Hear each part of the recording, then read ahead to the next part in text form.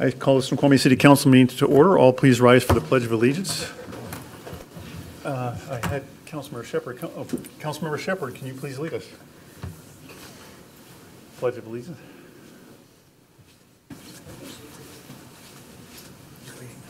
I know. You're fine. I pledge allegiance to the flag of the United States of America and to the republic for which it stands, one nation, under God, indivisible, with liberty and justice for all. I'll ask the City Clerk to please take the roll call. Councilmember Jeans has requested to be excused. Councilmember Ross. Here. Councilmember Holloway. Here. Councilmember Mayhew. Here. Councilmember Lassay. Here. Councilmember Sundwall has requested to be excused. Councilmember Shepherd. here. Mayor Larson. I am here. Council, may I have a motion and a second to excuse Councilmember Sundwall and Jeans from tonight's meeting? So moved. Second. I have a motion and a second to excuse the council members as stated. They both did requests for an excuse today. They were not able to make it. Any discussion? All those in favor? Aye. Opposed? Motion is carried unanimously. May I have a motion and a second to approve the agenda as presented? So moved. Second. I have a motion and a second to approve the agenda as presented. Any discussion? Councilmember Shepherd. I'd like to take the warrants off of the consent agenda. Okay, warrants will come off the consent agenda. Any other discussion? Councilmember Lassay? I think we were looking to remove Agenda Bill 18-114 and push that back to committee All to right. then be presented at a future council meeting. Very good. I think that was a request of the Parks and Public Works Director to Council, so if there's no objection, we'll go ahead and pull that back for a couple more weeks. Councilmember Holloway, do you have a question about that? or- Well, phraseology, was that a motion? I don't think we have to make a motion. If there's no objection, we'll just pull that. from the Okay. agenda. Yeah. Councilmember Mayhew? I'd like to make a motion to add a discussion under Committee of the Whole, which is a discussion of adding to the Planning Commission agenda that they have a comprehensive reevaluation of our historic district ordinances. To Heights, floodway, aesthetics. Exactly. Just over, it's been 17 years, asked them to relook at those ordinances. So I'd motion that we add a discussion about referring that to them. I'll need he actually made a motion, so I need a second. Second. I have a motion and a second to state of a Councilmember Mayhew. Any discussion on that item? And that's just to have a discussion on referring it to committee, so initiating it and referring it to committee. To commission, to Planning Commission. Gotcha. All right. Wait, to Planning Commission or to Community Development? Planning Commission. Planning Commission. Okay. Yeah, I think Bob Sturbank would emphasize that's the purview of the Planning Commission. Correct. So is there a list of ordinances that you wanted? Is it ordinances or codes or what was he going to? Just those ordinances related to the historic district. We'll have that discussion. Just have them have a comprehensive review as Whether they it's see fit. design aesthetics, pre-World War II stuff, heights, flooding, all those issues. So it includes the floodway and floodplain and all that we talked about before. Okay. All right. Any further discussion on that item? All right, all those in favor? Aye. Opposed? Motion is carried. Councilmember Mayhew, since that was basically motioned and discussed and approved, I don't think it needs to be in our committee of the whole, does it not? Fine with me if everyone I wants to mean, take that as a it referral. doesn't seem to merit any further discussion at this time unless you want more. Well, I think it'd be worth some council discussion on which ordinances and which items and give clear definition of the Planning Okay, we Commission, could so do it's that. not That's left fine. as an open. I wanted to clarify as to whether we want to leave it on there. So if, Yeah. Mark, that's kind of in your bucket, so when we get to committee of the whole, if you could make sure I don't forget to grab that item, or for Councilmember Mayhew. Any other items for the agenda, folks? All right, with that, with those amendments made, all those in favor? Aye. Opposed? Motion is carried. With that, we are going to move on to public hearings, presentations, proclamations, and appointments, and it's my pleasure to invite Richard Anderson with the Northwest Railway Museum to come forward and provide a little presentation for us. Good evening, Richard. Thanks for joining us. Thank you, Mayor. Thank you for inviting me. I Richard Anderson. I'm the director of the Railway Museum. I also wanted to introduce our board chair, Steve Ader. He is a professor at the Lake Washington Institute of Technology, and we're very excited to have him as our board chair. He's been active with the museum now for about 9 years. 9 years, and he's stepped up to the job of being our chair here over the last year. And I'm coming to visit you again just to do a better job of reaching out, letting you know what we're doing at the museum and how it's positively impacting the community, and hopefully make some subtle, maybe not so subtle suggestions on how you can help us do a better job of what we're trying to do to make the community a better place. And I brought a few slides. Everybody likes slideshows, right? And I just want to start by saying that we're completing another successful summer, but we do have a few attendance numbers that are down a little bit this year, between 5 and 10% during some events. But Labor Day weekend was up 10%, our second highest attendance we've ever had on a Labor Day weekend, so go figure. We've had some special projects we've been doing this summer. We've been working with the sons of the property owner down on Railroad Place to help place a lot of his interesting railroad equipment he's collected over the years. This is a master unit that was the last streetcar to operate in Yakima, and we have worked with the museum in Yakima to get them title and help them move it over to Yakima. So that left here about a month ago. It was down at the end of Railroad Place in town. And we've also taken title to another electric interurban car that we're working to transfer to a museum down in Oregon. So we hope it'll be leaving here later this year. That's the one way in the background there on the right. These are real relics from the 20s and 30s, 1920s and 1930s. Richard and I have an ongoing conversation over the years. Every time he says they got something for the collection, I says, what's leaving the collection? So I like that he's starting tonight with talking about what's leaving the collection. Well, these were, to clarify, these were never ours, but for the public, when the public comes to visit, it's all just railroad stuff, right? And so being good museum stewards, we didn't want to just see these go to a junkyard somewhere. So these this is going to the museum that operates the remains of the Yakima streetcar system in Yakima. Actually on the National Register, the only intact interurban railway running in the country. And we also have done a little bit of crossing work. Some of you might have noticed, replaced some planks down on Northern Street with the help of the Public Works Department and Dan Marchenko. Thanks, Dan. And did some asphalt patching on King Street and up on North Bend Way. And some of you might have heard that Thomas the Tank Engine was here. We had another successful event.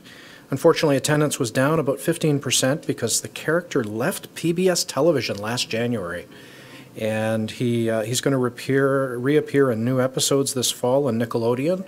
And so we're looking for a great year next year. The 25th anniversary of the live tours will be next year. And so we're planning a bigger event for next year. We had the usual fare here. We had visits with Sir Topham Hatt. And we had a lot of people here. 15,335 was our official attendance. Still a very respectable number. A lot of people visiting restaurants. And we provided opportunity for a number of local vendors too, including Sahara Pizza. You can see them over at the side there. They sold thousands of pizzas. Railroad Days, we had just a few weeks ago, another great successful event this year. And I thought I'd have a little fun with you and say, well, how well do you know the event?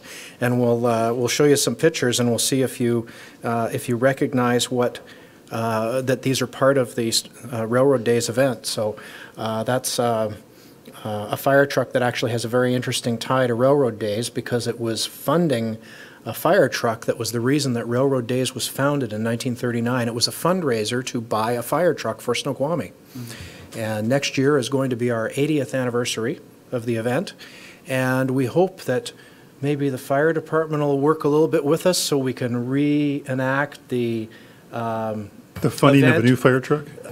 Well, there you go. No, reenact an important event from the original railroad days, which is where the Issaquah and brand-new Snoqualmie Fire Department had a water fight with fire hoses, and it was a competition. So that would be a really fun thing to do, particularly if it's a really hot day.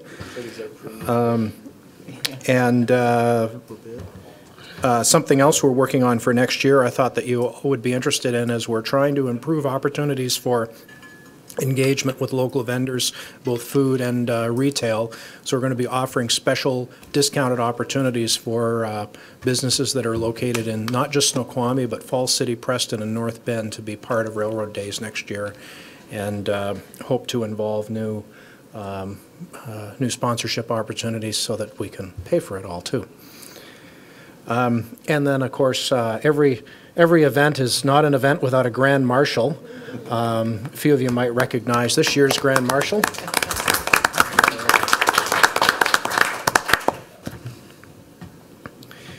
And what would a parade be without? Oh, I guess there's no sound.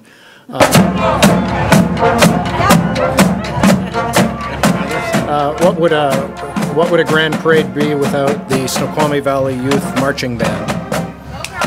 And they did a great job. But the event also has a lot of local participation of musicians, both local and regional. I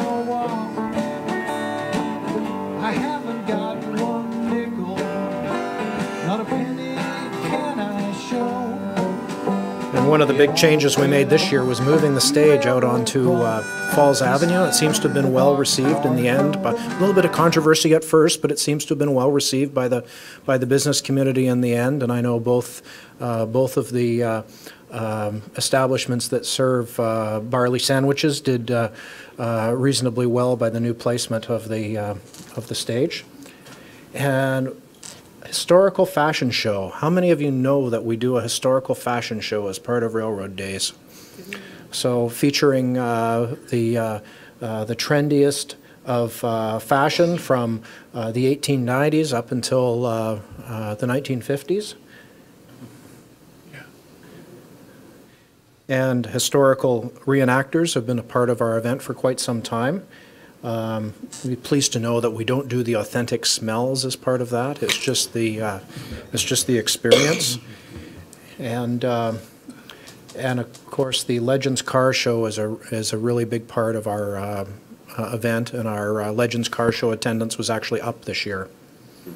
More cars and more viewers. So regular trains have been operating on Saturdays and, well, finish up. About 9,000 people visited historic downtown for Snoqualmie Railroad Days. Now, regular trains every Saturday and Sunday, April through the end of October. So we're continuing to run the trains until the end of October. We'll have Halloween trains with cider at the end of October, the last full weekend of October.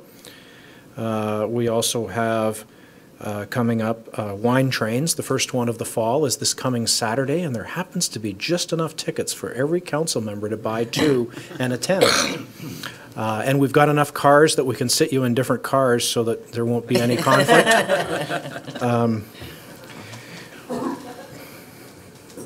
And we also have, we're working on final details to do a Bite of the Valley with the Chamber of Commerce at our new exhibit building. So stay tuned for a date announcement on that. It should be in late October.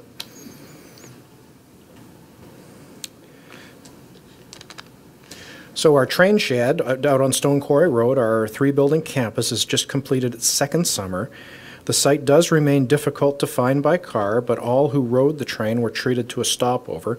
We've been working with Mark in planning to get a new wayfinding sign installed out on 202, so it'll be easier for people to find in the future.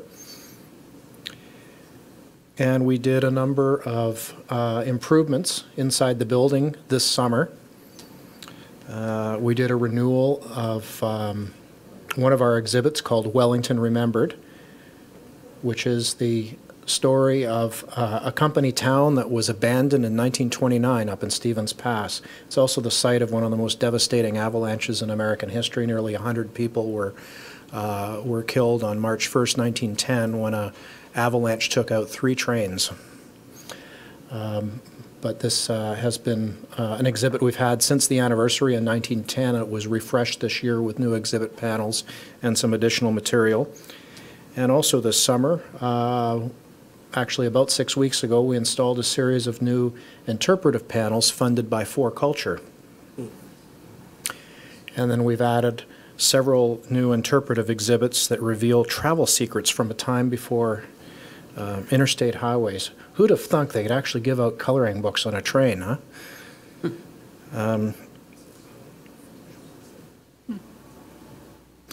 In 2017, so last year, we served more than 130,000 visitors, paid and free, on the train, in the depot, in a classroom, at the train shed, or at an event.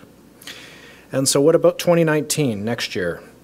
Hope that you can please consider some of the financial challenges that we're increasingly facing as a nonprofit.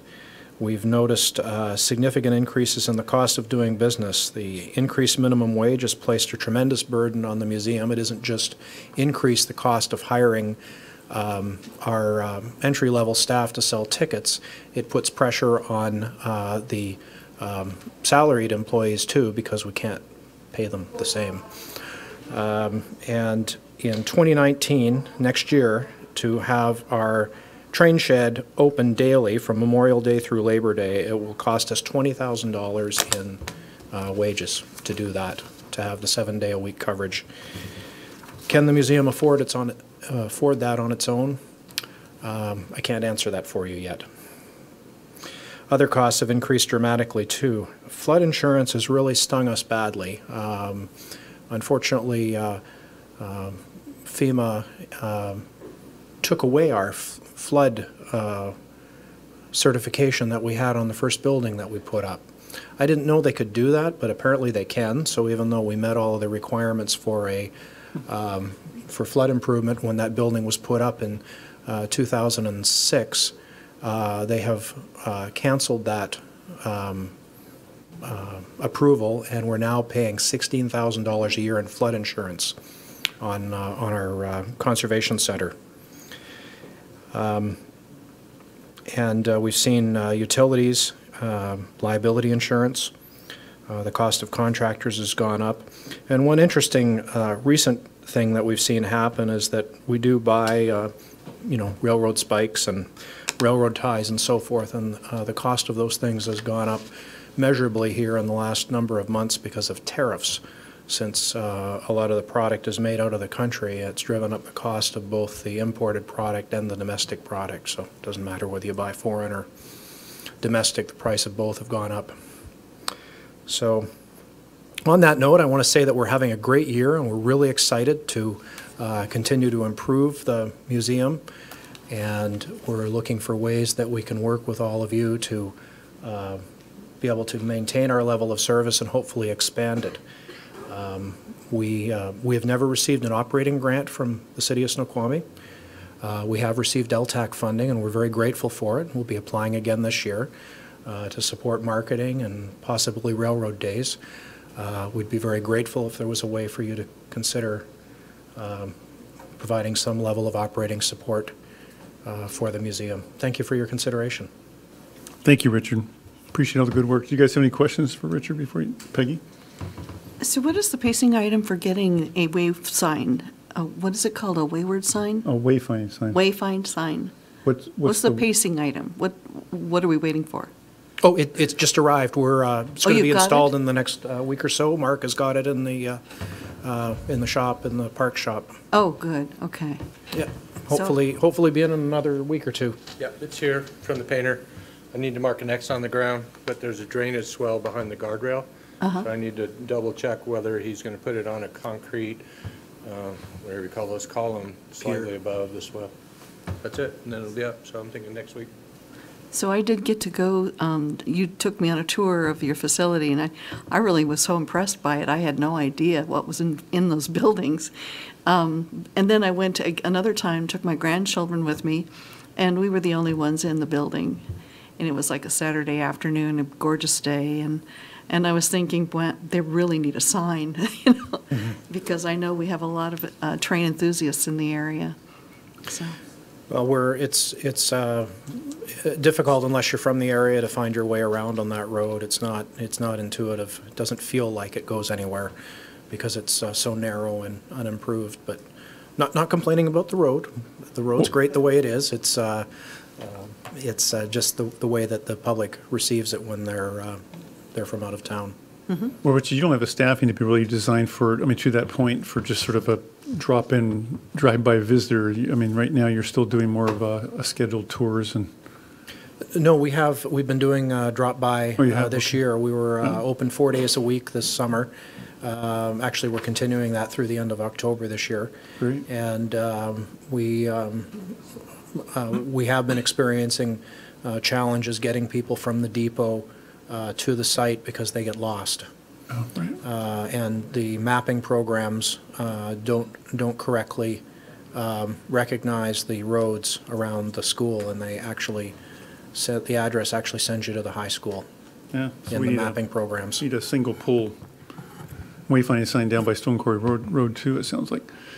Yes, and that's what Mark's got that. Mr. Hoffman's going to get Great. installed here All right. for us, that we agreed to pay for that. All right, thank you, Richard. Thank you. All right, with that, we will move on to citizens' comments. At this time, is there anyone from the public that would like to comment on any item that is not on the agenda tonight? Travis, I think you kind of know the rules for public comment, Travis, name and address for the record and all the protocol stuff. I trust you're familiar with, so. A little bit. Yeah. My name is Travis Oh, Stombaugh. 3-minute limit, sorry. My name is Travis Stombaugh. I'm not a resident of Snoqualmie. I'm actually the executive director for Skyview Metropolitan Park District. And so, not as in-depth as Richard, but I was coming over to give you a, kind of an update from a neighboring organization. If you haven't seen, we're going to do what we hope is a pretty comprehensive aquatic center feasibility study. And although the park district is about double the size population-wise as the city of Snoqualmie, about 38% of our total users come from within the city limits of Snoqualmie. So I wanted to come here to not only encourage you, but also to help promote when we go to do that feasibility study here in probably roughly a month to participate in it. We'll have probably at least one, if not two, public meetings. Maybe we'll even rent the city hall and have it here. But the more that we have involvement from the entire community in it, the better, the more data we have. And we really want it to be a community-driven study so that it actually is true. But that's really what I just want to invite you guys to that and let you guys know that's going on. RFQs are due on the 12th, and then we'll interview consultants and then be underway. It'll probably be a 5 to 6 month process, and then we'll try to put that plan in motion once it comes to light. And I can also come back and share that with you guys as well. So that's it. Thank you. Thank you, Travis. Yep. All right. Again, just to remind folks, this is it's not a question and answer period, just time to take public comment from the public. And although we love to hear from citizens, it is council needs to get their work done in an orderly and efficient manner, and we have to be mindful of that there's another 13,000 citizens out there that elected them to do their jobs. For that reason, we limit comments to 3 minutes. Ask that you come forward or wait to be recognized. Come forward, state your name and address for the record. Monica, you've signed up on the sheet if you'd like to come forward. Monica Lowney. Hi, Monica Lowney, P.O. Box 493. So I am here to actually ask a question to the city for residents, which we have been unsuccessful in having this question answered, and that is, what is happening at Fisher Avenue intersection? It has been torn up for almost 2 months. As you know, myself and Gary Norris, a certified traffic engineer with 45 years experience, spoke at the August 13th City Council meeting. We presented a report to every council member and city staff in upper management positions, and our mayor, of course. with traffic data that was taken a year ago. And those numbers justify a four-way traffic signal with 4 crosswalks at the Fisher Avenue intersection. Residents still want this. They are very concerned that the city is moving forward on putting a single hot crosswalk in, which they believe will end and result in injuries, if not death, to innocent citizens. And I have requested in writing numerous times, Mayor, if somebody could follow up with me with an update on the report that citizens paid money out of their own pockets to justify to the city that it is warranted for us to have a four-way traffic signal like every other four-way intersection on the Snoqualmie Parkway, and that we were promised to have given to us over 10 years ago when you accepted over $204,000 from our developer, promising to put this in place in a written contract form.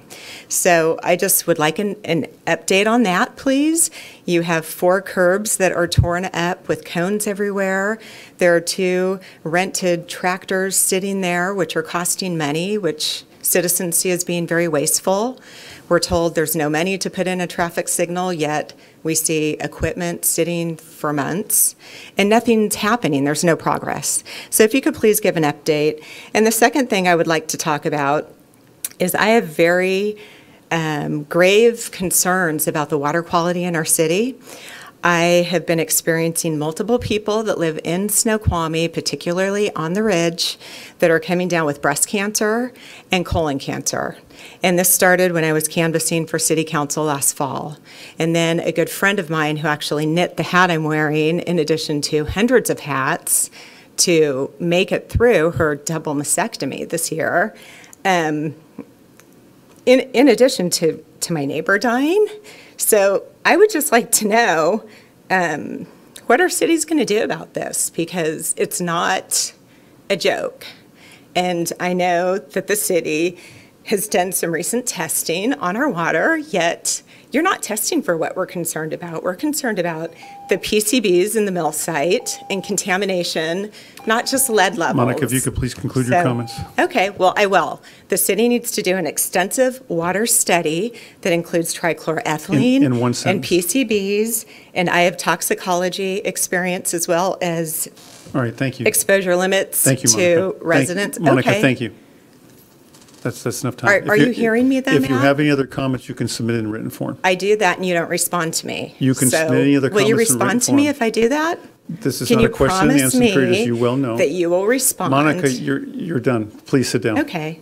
Evidently, a lot of Monica. citizens here are done because you won't do your job. So thank you All very right, much. thank you. Is there anyone else that would like to comment at this time to any item that's not on the agenda? All right. With that, we will move forward to the consent agenda, which isn't much of a consent agenda. There's only one item on there for approving minutes for the August 27, 2017. That must be August 27, 2018 regular city council meeting, I assume. Must be a typo in there. We'll get that corrected. Can I have a motion and a second, council? So moved. Second. A motion and a second to approve the minutes for the August 27, 2018 council meeting as stated. Any discussion? All those in favor? Aye. Opposed? Motion is carried. With that, we'll move on to reports. Finance Administration Committee. Claim warrants number, as stated in the agenda packet. Can I have a motion to approve the warrant as stated in the agenda packet? Move to approve the warrants as stated in the agenda package. Second. Okay, I have a motion and a second pertaining to the warrants as stated by Councilmember Holloway. Any discussion, council? Councilmember Shepherd. Okay, so I'm still reviewing warrants, and we are still talking about a process, but right now, the Finance Committee is talking about a process that doesn't allow enough time to really review all of the warrants. I think they're allowing 1.5 or 2 days prior to their FNA, and they want questions written up before their meeting, which just isn't enough time to do that process. So in the meantime, I guess I will be continuing to submit public records requests in order to review warrants. I still have questions that I've submitted in March that haven't been responded to, and and I'm accumulating a lot more questions. So that's my comment regarding the warrants. All right, thank you. Any other comments, council? And as I understand, you're forwarding many of those questions on to the state auditor as well, so hopefully you'll get some appropriate answers there. All right, see no further discussion. All those in favor? Aye. Opposed? Motion is No. carried. All right. With that, we move on to, sorry about that. Committee of the Whole, Agenda Bill 18111, Resolution 1461, approving the Salish Lodge expansion planned residential and planned commercial industrial master plan, PCI 180001, and adopting the Planning Commission's findings of fact, conclusions of law, and recommended conditions of approval. This is was introduced on August 27th, and action is to be determined by council. Yeah, okay. So before we open it up for discussion, I'll turn it over to the city attorney to kind of properly cue this up again, and then we'll defer to some council members. Go ahead. Thank you, Mr. Mayor. Good evening, council. As we've discussed previously, the matter in front of you, the proposed Salish expansion planned commercial, industrial, planned residential master plan is a quasi-judicial land use proceeding, and as such, it's subject to the appearance of fairness doctrine. I won't elaborate on that at length. As you recall, there's a series of questions that I'll poll council members with that relate to the appearance of fairness doctrine, and then provide the parties that are here an opportunity to object should they desire to do so based on council answers to the questions. So very quickly, first question is whether you have any interest in the property that's the subject of the proceeding. For example, do you own any interest in the Salish expansion property, which is referred to in the record as the Morgan parcel, or any interest or membership shares in the applicant, or any contract to purchase any of the property after it's developed? Councilmember Ross? No. Councilmember Holloway? No. Councilmember Mayhew? No. Councilmember Lassay? Point of order. You asked these same questions last time. Correct. I would like to answer them the same way, but in the appearance of fairness, I don't know if I will answer them the same way. So are you asking these in terms of, is anything changed from the last time you asked the question, or are you asking, again, to us to try to recall all the things that... I'm just asking the same questions that I asked the last time. And I will do my best to answer the same questions the same way I did last time, which means no. I do not have. Okay, thank you. Councilmember Shepherd? No. The second question, do you stand to gain or lose by virtue of your decision on the project? For example, is your own property located within such proximity that you believe its value would be materially increased or decreased by the project? Councilmember Ross? No. Councilmember Holloway? No. Councilmember Mayhew? No. Councilmember Lassay? No. Councilmember Shepherd? No. Are you employed by, or do you have any prospective employment with any of the parties or opponents to the proceeding? Councilmember Ross? No, I was not employed by him, but my daughter worked at a gift shop this summer, but she's no longer there. She returned to school.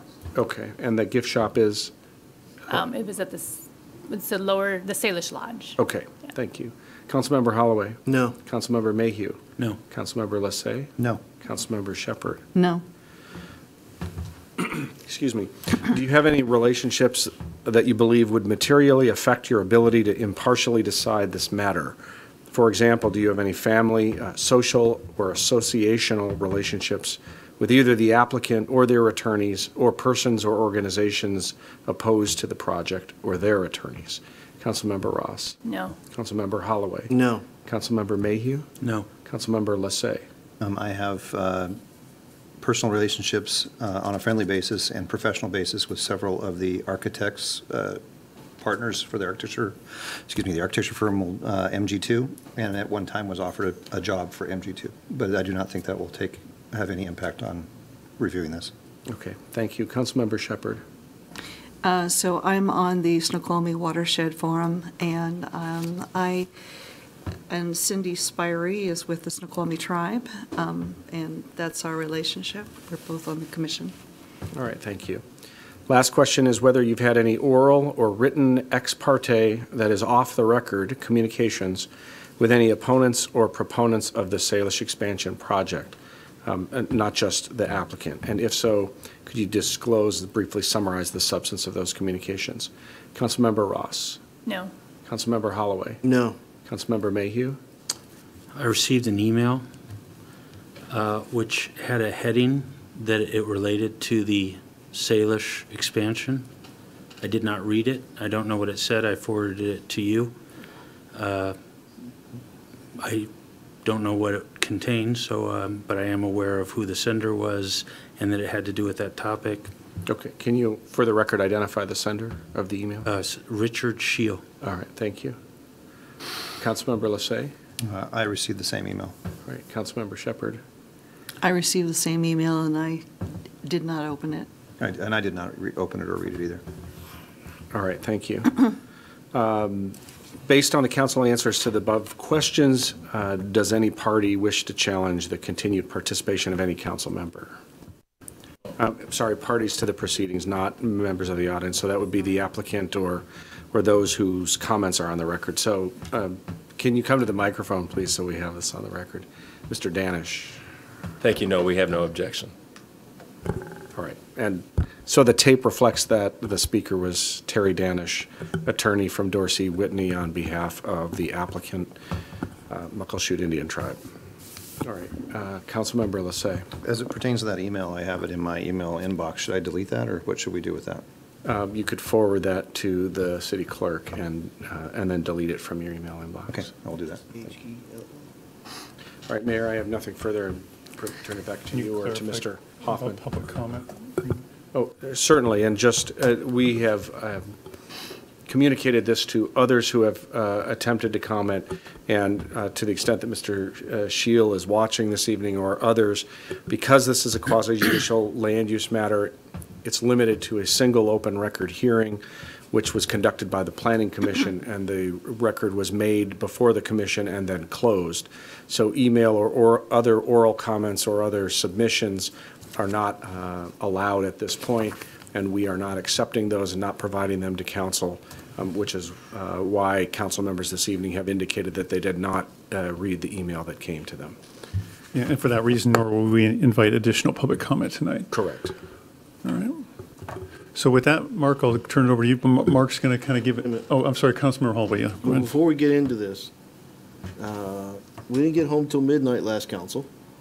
So my question for you guys tonight, as this is discussion, how much time do you want to devote to this discussion before we do a sanity check and decide how late we're going to be getting home? You want to do, it's You want to do an hour 8 20 and go to o'clock now, 9? you Or want to do you an hour and a half? So if it would be helpful to the council, apologies for jumping in, Jason Rogers, Senior Planner with the Community Development Department. wait. No. Well, I think he's given some perspective that might help your decision. Yeah. So the plan tonight was to briefly walk through the Planning Commission resolution and the findings, walk through the Planning Commission's issue matrix very briefly, and then talk about the few items that the council has previously identified and ask the council, since you all have these, I see most, you have all your giant binders, hopefully you've had a chance to at least partially go through it, is to just identify issues you want to discuss further, because you have 3 workshops scheduled before your next 3 council meetings. And so you'll have a chance to dive into the issues. And so we were hoping tonight, staff was, that you could identify issues, we would go back, be able to brief you on it based on, excuse me, based on the materials in the record. And so that would be helpful to us and hopefully helpful to the council. And so you can take as much time or as little time as you like to identify issues tonight.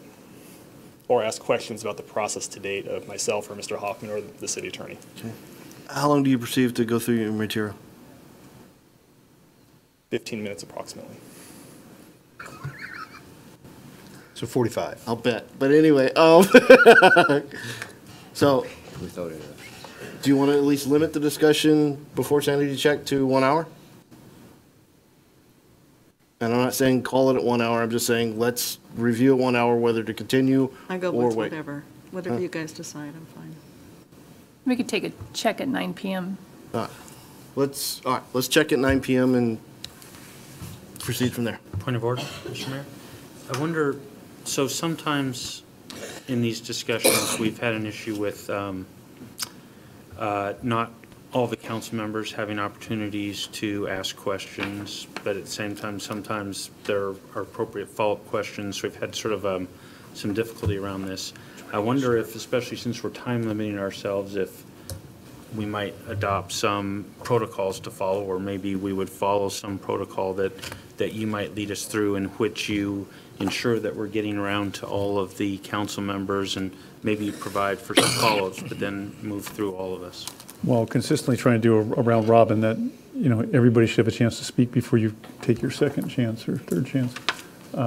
If you're suggesting that everybody, you know, I mean, I think just as a rules of engagement, everybody could perhaps agree to keep their comments to 3 to 4 minutes.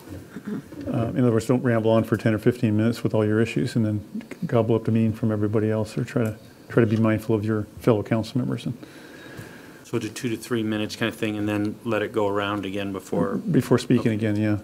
And so, Jason, just to clarify, I mean, there's 2 ways that this can be approached. I assume that you want some, I mean, just so this thing just meander around for a few weeks, just going bouncing all over the place in this very thick document. I think the staff wanted to have sort of a clear method of just going through it in a systematic way to get through it thoroughly and efficiently. We can do that, but Jason, it also sounded like you said at least tonight you want to capture all of their concerns that you can work on, and so maybe tonight's more of a jumping all over, grabbing a whole basket full of stuff, and then you could do the more systematic stuff. Right. Later. Is that what you would prefer? Right, and this is mostly what we did with the planning commission. Is they heard from the applicant's presentation, which you heard at your previous meeting. The planning commission identified a long list of discussion items, which you have in your packet, and over the following multiple meetings, we worked our way through that issue matrix and got some additional information from the applicant, which of course you won't be able to get because the record is closed, but that approach worked very well for the planning commission. We're hopeful it would work very well for the council as well, to help organize your discussion, and then you have a document you can refer to as we move through this review process with you over the next several meetings. Point of order. Councilmember Ross and then Councilmember Lissay. Can we use the hand mic? Can you use it? You seem to be pretty tall. Yeah, he is kind of fading a little bit. Well, thank you. Thank you, Councilmember Ross. I should have noted that. Councilmember Lissay?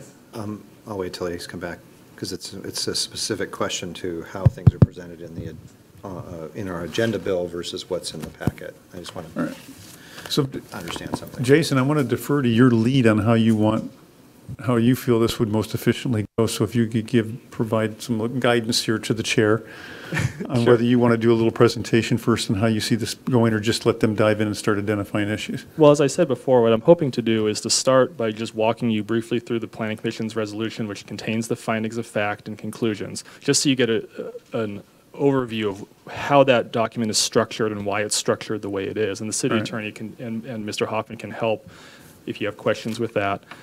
And then, like I said, look at the Planning Commission's issue matrix so you have an idea of, this is what the Planning Commission talked about, and here's all the answers they got in response to that. And this is over multiple meetings. And then you'll see there's, I believe, there's at least 8 pages of a council issue matrix that we started based on the questions we heard 2 weeks ago that several council members began to identify. No, not all of you did, because you, of course, it was brand new to you. You hadn't had a chance to look over all the material.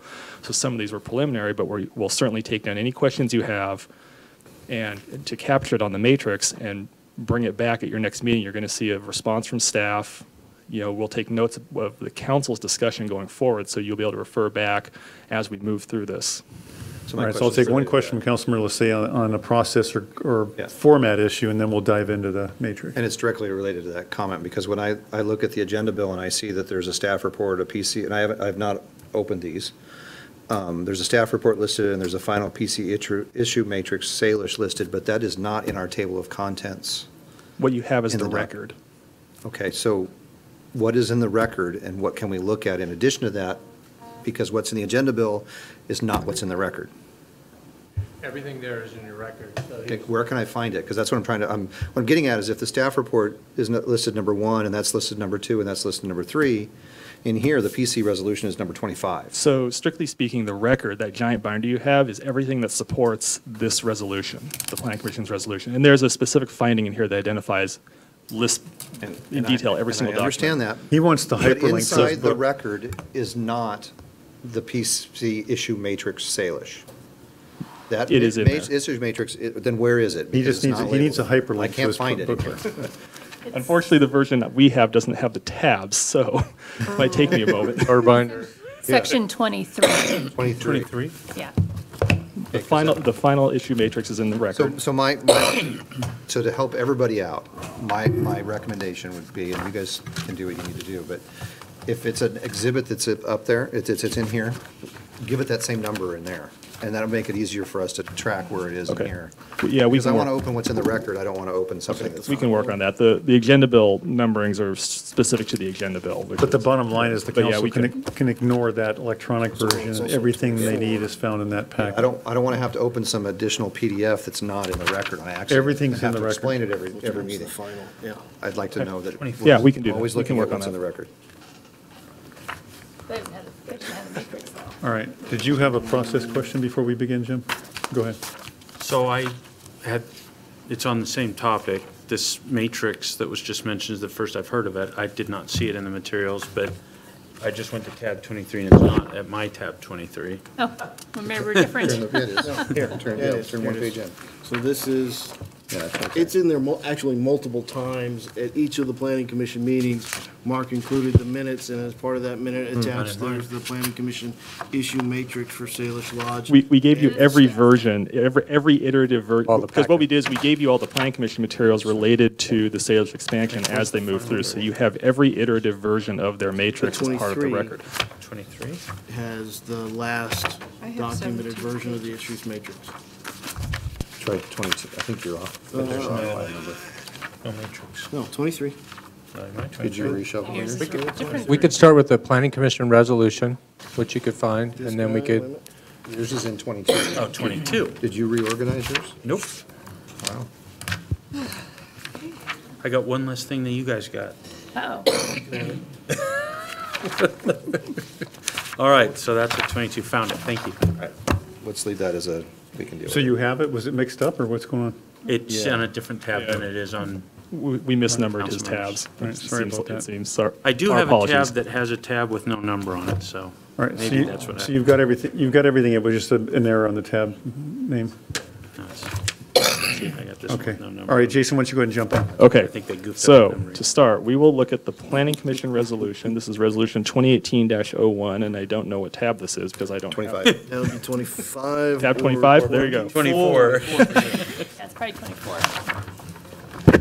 So the first 3 pages of this are the actual resolution the planning commission adopted, and what it does, it adopts the findings of fact, conclusions of law, and recommended conditions of approval as an attachment, which starts on the 4th page, and these have a page number at the bottom, so there's 33 pages to this attachment A. And so the general structure here is it starts with findings, then goes to conclusions, then goes to the conditions. And so we start with findings. There's some findings about SEPA compliance. SEPA for this project was originally done back in, in 2002. The documents date to 2001. And so there are many, many findings about here, in here about the MDNS that was adopted, some of the addendums and the addenda and the documents the addenda adopted. Moving to page 3 now, it talks about the annexation implementation plan, the amendment of the municipal code, and then we get to the development agreement at the bottom of page 3. And this walks through, there were the original development agreement and multiple amendments, and then we got to the amended and restated development agreements. So 5 amendments, then the amended, restated. Jason, let me just jump in for a second with the comment that this format will likely seem like an overly formal one, the findings and conclusions, but it is the format that the decisions of the Washington courts require us to utilize when a legislative body like the council sits in a quasi-judicial capacity. You need to issue a decision that is akin to and in roughly the format that a judge would on a decision, and therefore we have the factual findings and the conclusions of law that are supported by them. And so we will be asking the council at the conclusion of this whether you adopt the planning commission's decision in whole or in part, or you make your own revised findings or conclusions, but that it'll essentially utilize a format like this. Sorry, go ahead, Jason. Bottom of page 4, we make findings about the process for this master plan. And so there are several sections in the code that are applicable here, including the planned residential and the planned commercial industrial and the planned unit development criteria. It walks through the process for this whole application, from the application to the planning commission meetings, the public hearing, identifies who made remarks at the public hearing, and then that section concludes at the end of the public hearing.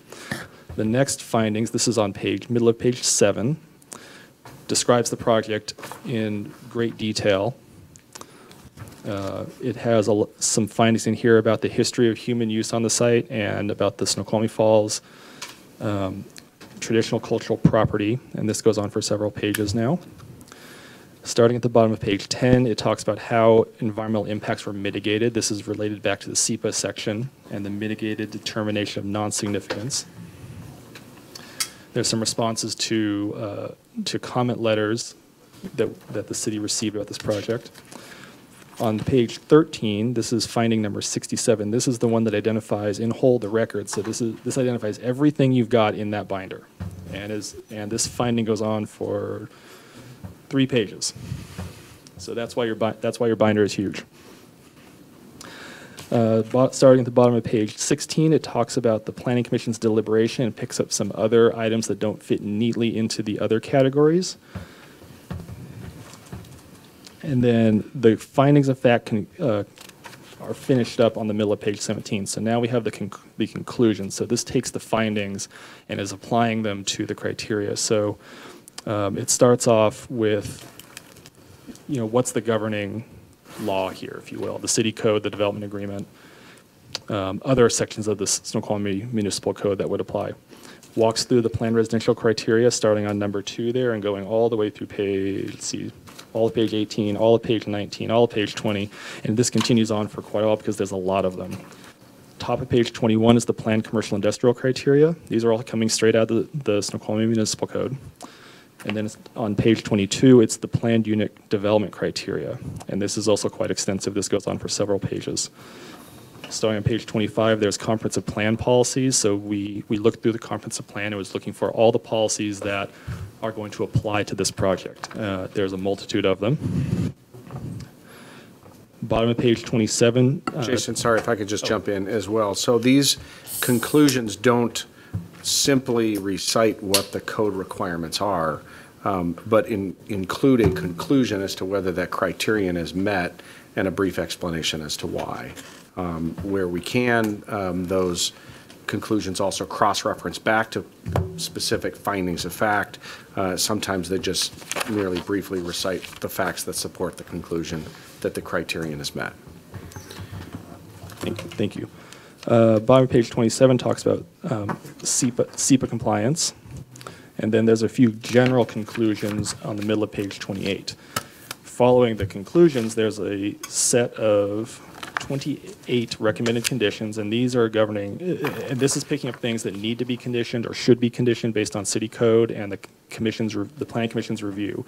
And so it's talking about, for example, how the city would review compliance with this master plan document going forward, because we need to have a mechanism to ensure that.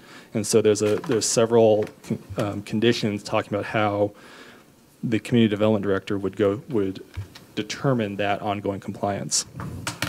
There's a condition in here about residential design standards, because in the findings and in the conclusions, there's a lot of discussion about residential standards and deviations from those standards.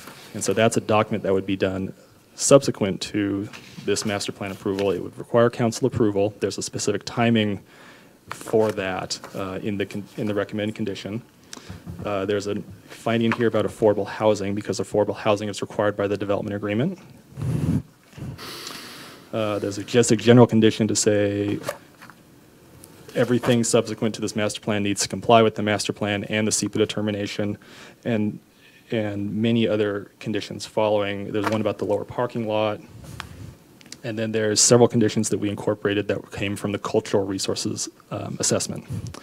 So that is the very quick, high-level overview of the findings and conclusions and conditions.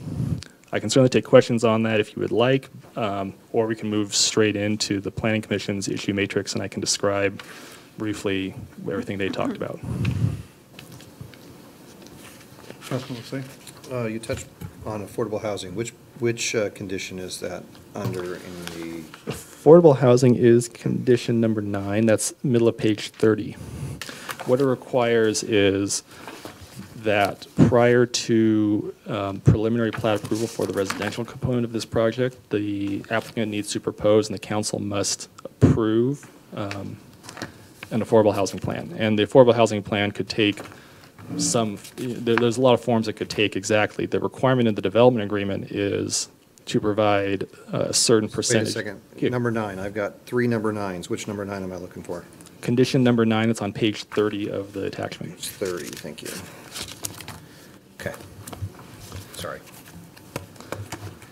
And so the condition is written to provide several, if you will, options for compliance with the affordable housing provision. One is to simply provide the affordable housing as required by the development agreement on the site. Another alternative, and it's about 2/3 of the way down the condition, that says alternatively, the plan could provide for construction of the affordable housing on another site that would have to be in the plan and therefore acceptable to the city council, which is, say, approved by the city council because they would approve the plan. And then there's also an alternative about a fee in lieu program should one be established, again, by the city council.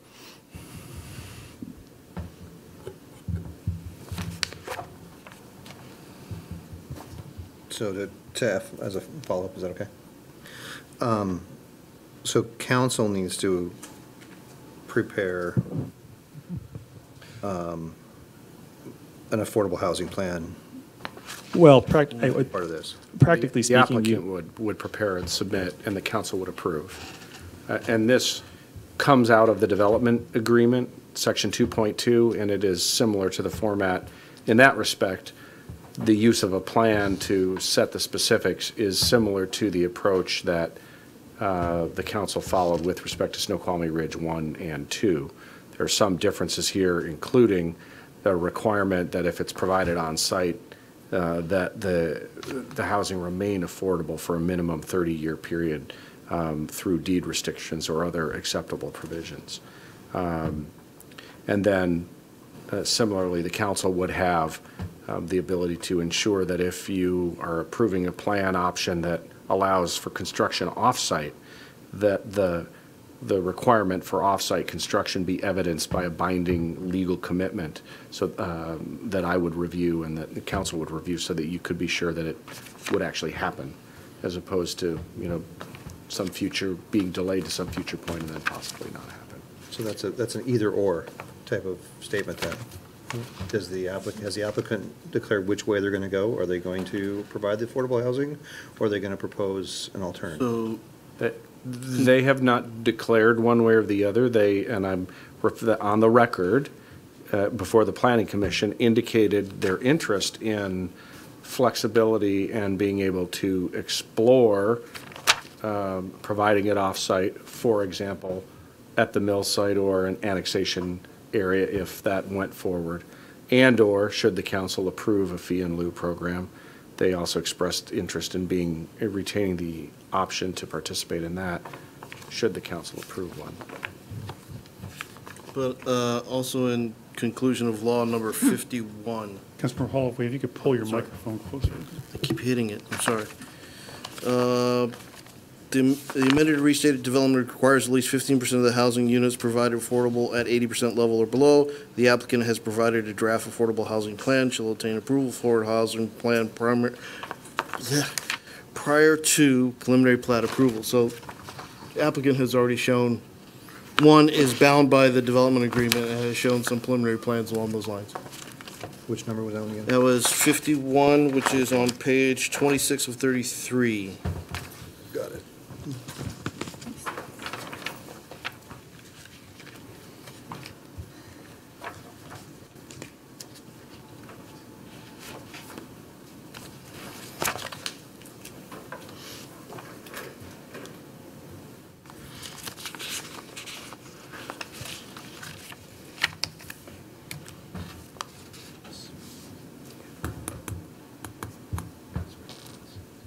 sorry, Councilmember Ross. So can we get clarification? So the resolution for the Planning Commission does not include residents, right? It just includes the hotel rooms, meeting space, spa, restaurant, and a bar with 570 seats, and recreational facilities, and so on. But doesn't talk about the residents. I know that's a later phase, and so are we going to address the residential as part of this, which would also include, the height limit, the parks, the affordable housing, or does that come at some point later? The resolution specifically covers the master plan application, which is that big binder that Mark has, and that's also the first section of your binder. You have a copy of that full application.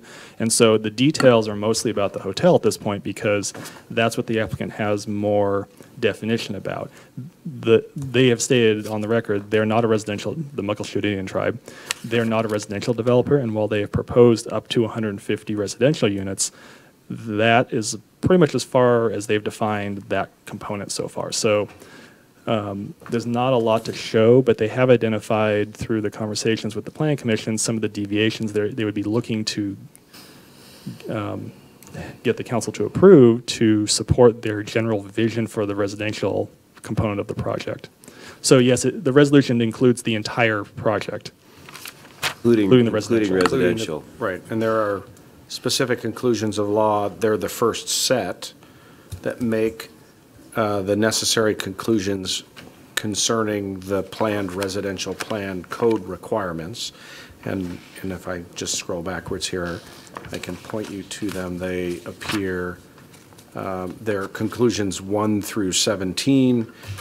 They start on page 17 of 33 and run through page 20. Thank you, Jason. So those conclusions are there, and then some of the conditions that Mr. Rogers was summarizing include limitations on, say, the total number of residential units, and then there are other conditions related to design standards and so on. So it's intended, understanding that the next iteration of approvals would include a preliminary and final subdivision approval that would lay out the precise street layout, lot unit, stormwater plans and such. This is a more general level, particularly for the residential. So is that something that will come before the council with? Under the current code, a subdivision proposal for this many lots would have a public hearing by the hearing examiner and a recommendation to the council for the council's final approval. Okay, thank you. Well, I just wanted to add a note, important that even in separate conversations, the administration and the applicant, I think, share a common approach to the residential component that would be, in terms of the deviations that they're going to request, something that would be more in keeping with the aesthetic of and respectful of that unique site, and more integrated with the look and feel of the lodge and what's trying to be achieved there. I think taking a typical neighborhood out of the ridge and plopping it down next to the lodges you've seen in these designs would be a little inconsistent. So, Councilmember Mayhew. So you're looking for, are you trying to build a list of, I have a list of topics. I've read the resolution, the Planning Commission resolution. Mm-hmm. I've read the plan submittal, and I have a whole series of questions that I could start giving you the topics of.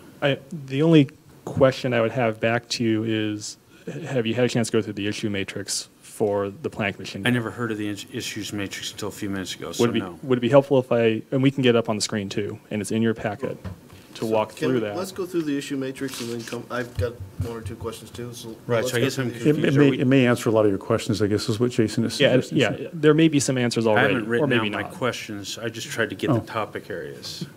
So I don't know if I'm probably not prepared. We can do that if you want. If you want a list of the areas, though, I could tell you, so whatever you want. Yeah, I have to. Go ahead. I'm just going to concur with Councilmember Mayhew that I've got general topics I'm trying to find and discover what's there, so I haven't had time to dive all the way in and start writing those specific questions. I have a couple, but maybe the issues matrix will get us some of those answers, and then we can come back to the ones that we don't have and let them come back with the I think I have some things. questions that are not in the matrix. Councilor Shepherd, if you could please speak into the microphone. I have some questions that I do not think are in the matrix. Yeah, and that's fine too. I mean, I wouldn't suspect the Plan Commission would have necessarily gone through everything in exhaustive. They're a certain body, and they're going to, of course, ask certain questions. But it's, if you have other questions, that's great. We'll get them on and hopefully be able to answer them within the record. Councilmember Holloway. I guess I'd like to propose process moving forward, that we run through the issue matrix. A quick summary. Quick summary. If there are questions we have on any of the issues that the Planning Commission highlighted, we can have a discussion. If we get through that and there are still issues remaining not covered in it, then let's have that discussion. And time. Yeah. Okay. Okay. So Is that okay from the rest of the council? No objection, yeah, because I'd like to make sure we keep some form to this too, so. One thing I'd like to say is I would like to get my issues asked before the end of this session so that if I need something for them to look up, we'll have it for the next meeting. All right, I'll make a commitment to you and ask the other council members to remind me to, as we approach 9 o'clock, if we haven't gotten there yet, to make sure to capture Councilmember Shepherd's questions. So we'll hopefully go through the matrix quickly and then do a stop and get to that. So just to lead off, this is the one that's included in the agenda bill. This is in your packet. This one is dated August 6th. This is the final one the Planning Commission saw. So the first question was about Which tab are we on? I believe it's 24, 20, say 23, 24, or 25, one of those. Or 22. For the resolution. For everybody except Jim, 23. So the first question, the first area for discussion was about utilities. We provide a hopefully detailed answer about the different utilities for the site. The second question was about traffic, and so we identified the traffic studies and answered some other questions about traffic. And also that conversation segued a little bit into pedestrian safety and pedestrian access generally. Let's see, the third one was about the timing of the project. Should it be approved? We had some details about what the development agreement requires as far as milestones, and also what the application has identified for approximate timelines for hotel construction. The fourth one was about, I'm on page 6, by the way. The fourth one was about visual impacts, how visible would this project be from off-site, from Tokel Road, from other areas. There's quite a bit of discussion about landscaping requirements associated with that. Some talk about visual simulations as well. And an additional visual simulation was provided by the applicant to the commission to support that. The fifth one was about events. This project includes a conference event center, and so there's some additional detail about the type of events and then the facility could host and the number of people there, what impacts that might have on traffic. Number 6, I'm on page 9 now, was about open space and parks. Goes over the requirement from the code and also what the development agreement requires. Number 7 was residential design standard, residential development standards. This is on page 11. And it starts with a general description of, well, what would apply, and then it segued into a discussion about some of the deviations. And this one is quite lengthy. Number 8, non-motorized facilities on page 14. This is mostly about trails and connections to some of the regional trails in the area, the Snoqualmie Valley Trail, the Centennial Trail, for example, and of course the River Walk. Number 9, and now we're into ones that came up a little later in the discussion. This is about a potential future casino. The short version is no. SEPA compliance, and we have quite a bit of information about how the SEPA review for this project was conducted. The traditional cultural place clarification, this is at the bottom of page 17. Number are you on right now? You went from number 9 to, you skipped number 10, or? He's moving to 11. Oh, I'm just trying to roll through it quickly because I know the council doesn't like to hear me talk. They want to get to their questions. All right, all right. So next page, on to number 11. This is about the Falls TCP. talks about the visitation, potential visual impacts from the Falls TCP, and then the last one on the last page is what is the criteria for decision, and it briefly identifies the code provisions, not in exhaustive detail. If you want that, you can look at the findings and conclusions for that. So that's everything the Planning Commission talked about, and in addition to the staff responses, you'll also see a summary of the Commission's discussion on the different dates as they went through that.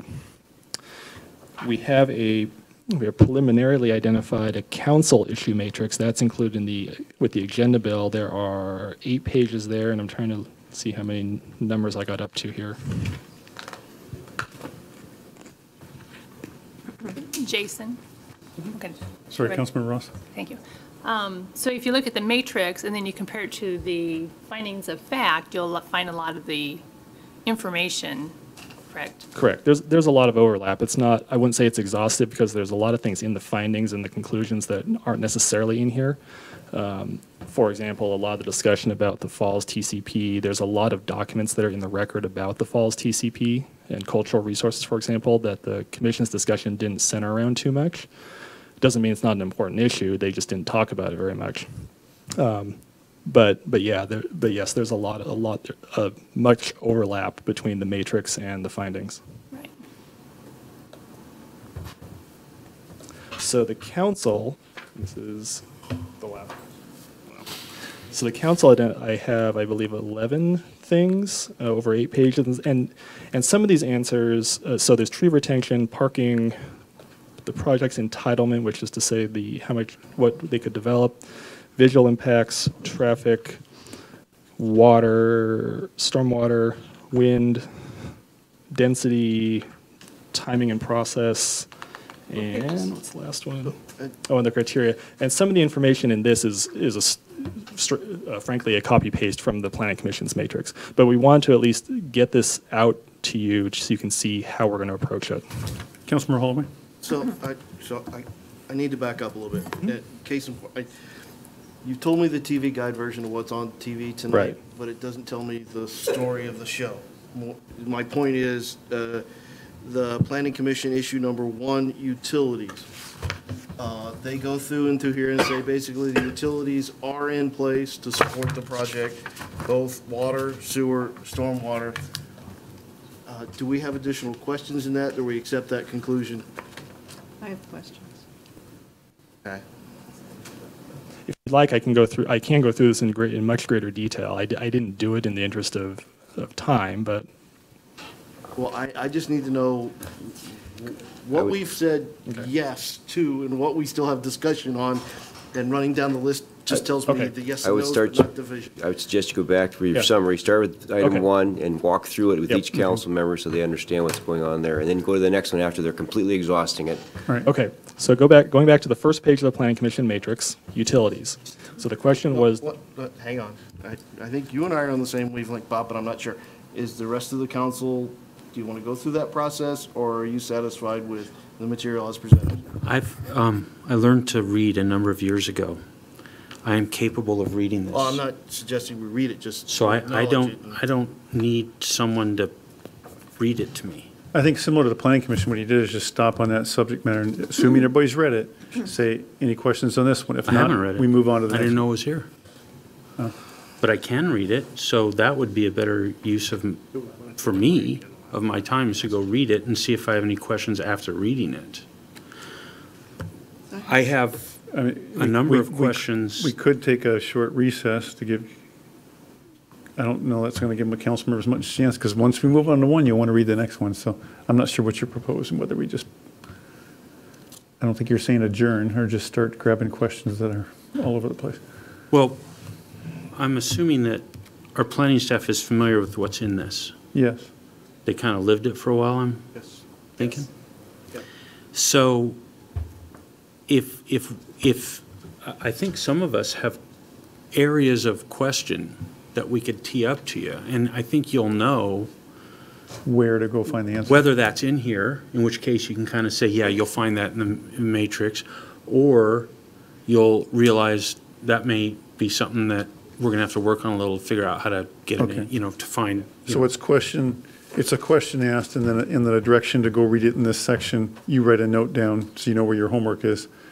or thank you, we'll get it, we'll research that and bring an answer back to you. That's what I'm thinking, but what do you guys think? Makes sense to me. I'm perfectly happy to. Might save a lot of time. If you want to start identifying areas, that's great, and we'll take them down and get you the answers for in an updated issue matrix for your next meeting. And you'll have more time to review this, But all the none material of as you well. laughed when I told you I knew how to read, which means I'm making really bad jokes or. But you didn't read. That's true. I have a sense that amongst the five, Mayor, I have a sense that amongst the five councilors, they've all read certain parts of it, but not And have everybody's some read the questions, same. yeah. And I've read every. I would suggest make up assignments and then go from there. I think otherwise you could be all over the place tonight again. I've spent a lot I of have time. some missing documents. Yeah, I'm going to come back to Councilmember Shepherd for first questions once we get here. Councilmember Lissay. So it goes back to the organizational aspect of what's in the agenda bill and what's not.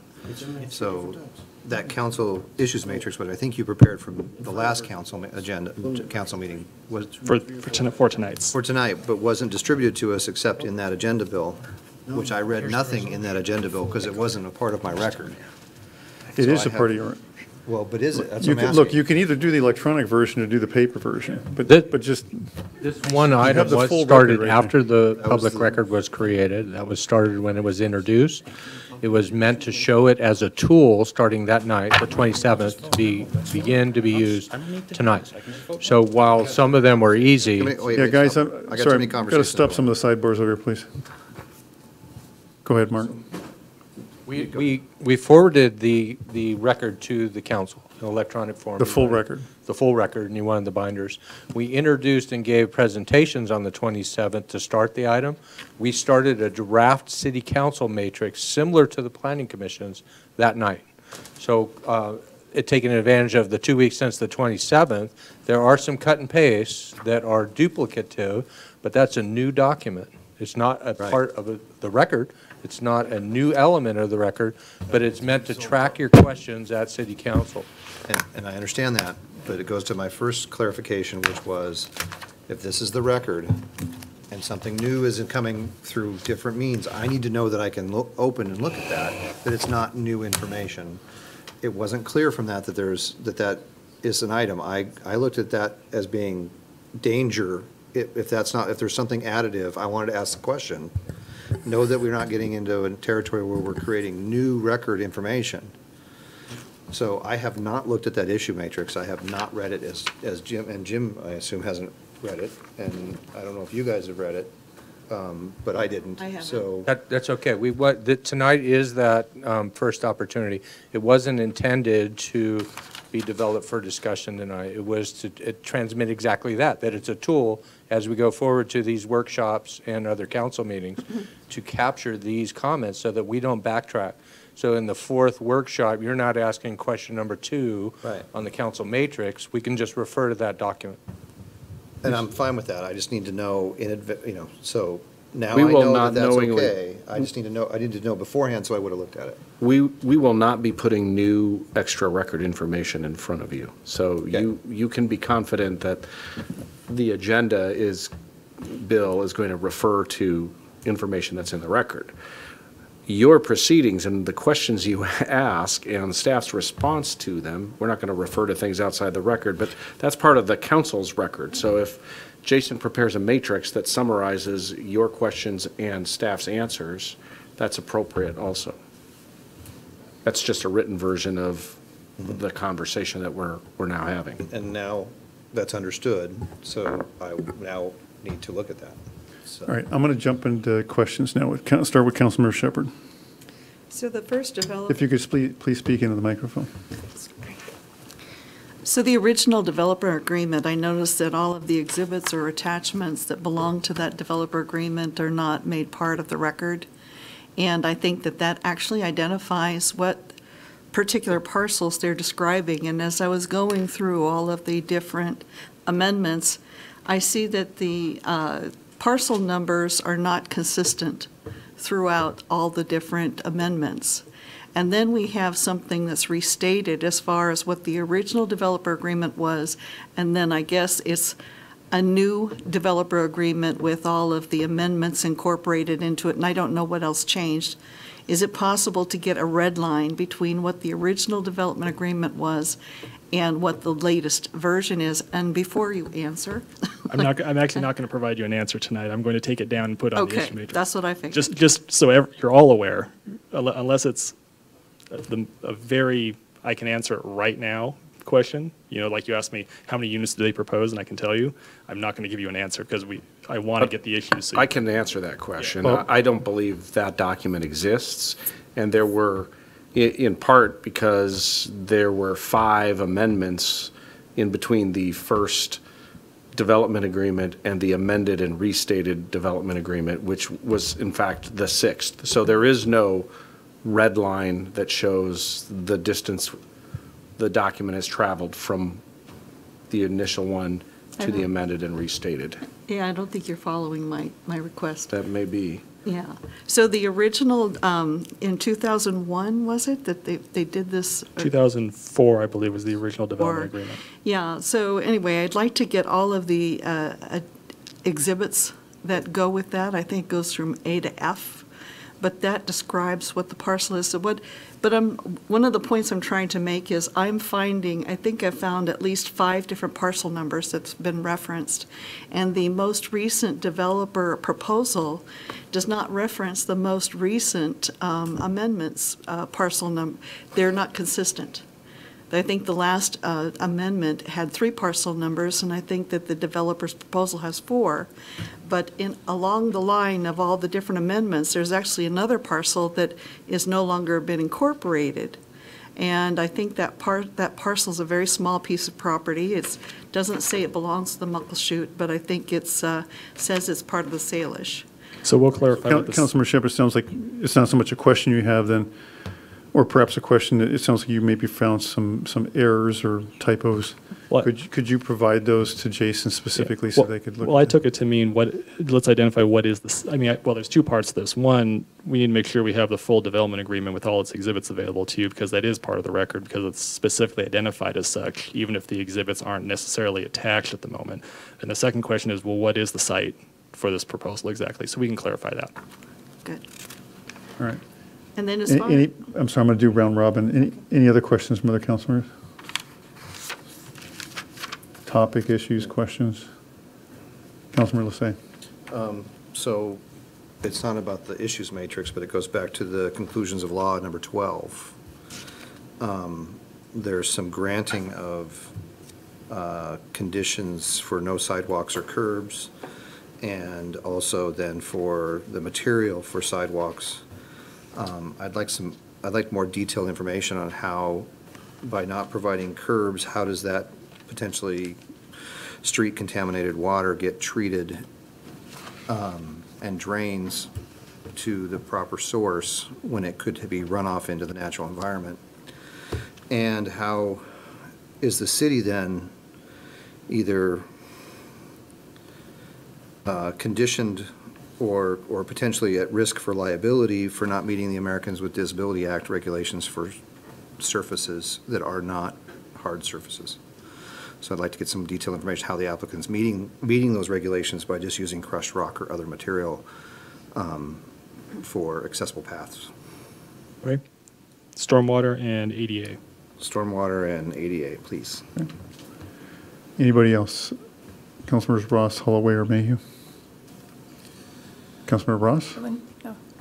I think the traffic studies, there was a couple traffic studies that were done, and maybe, I know that they're in here, but maybe we have a discussion about them at some future point, including you're going to use, is it Fear and Piers, transportation consultant? Yeah. Fair and Piers is the city's on-call transportation consultant. They review development proposals, including the traffic studies that, and this goes for not just the sales.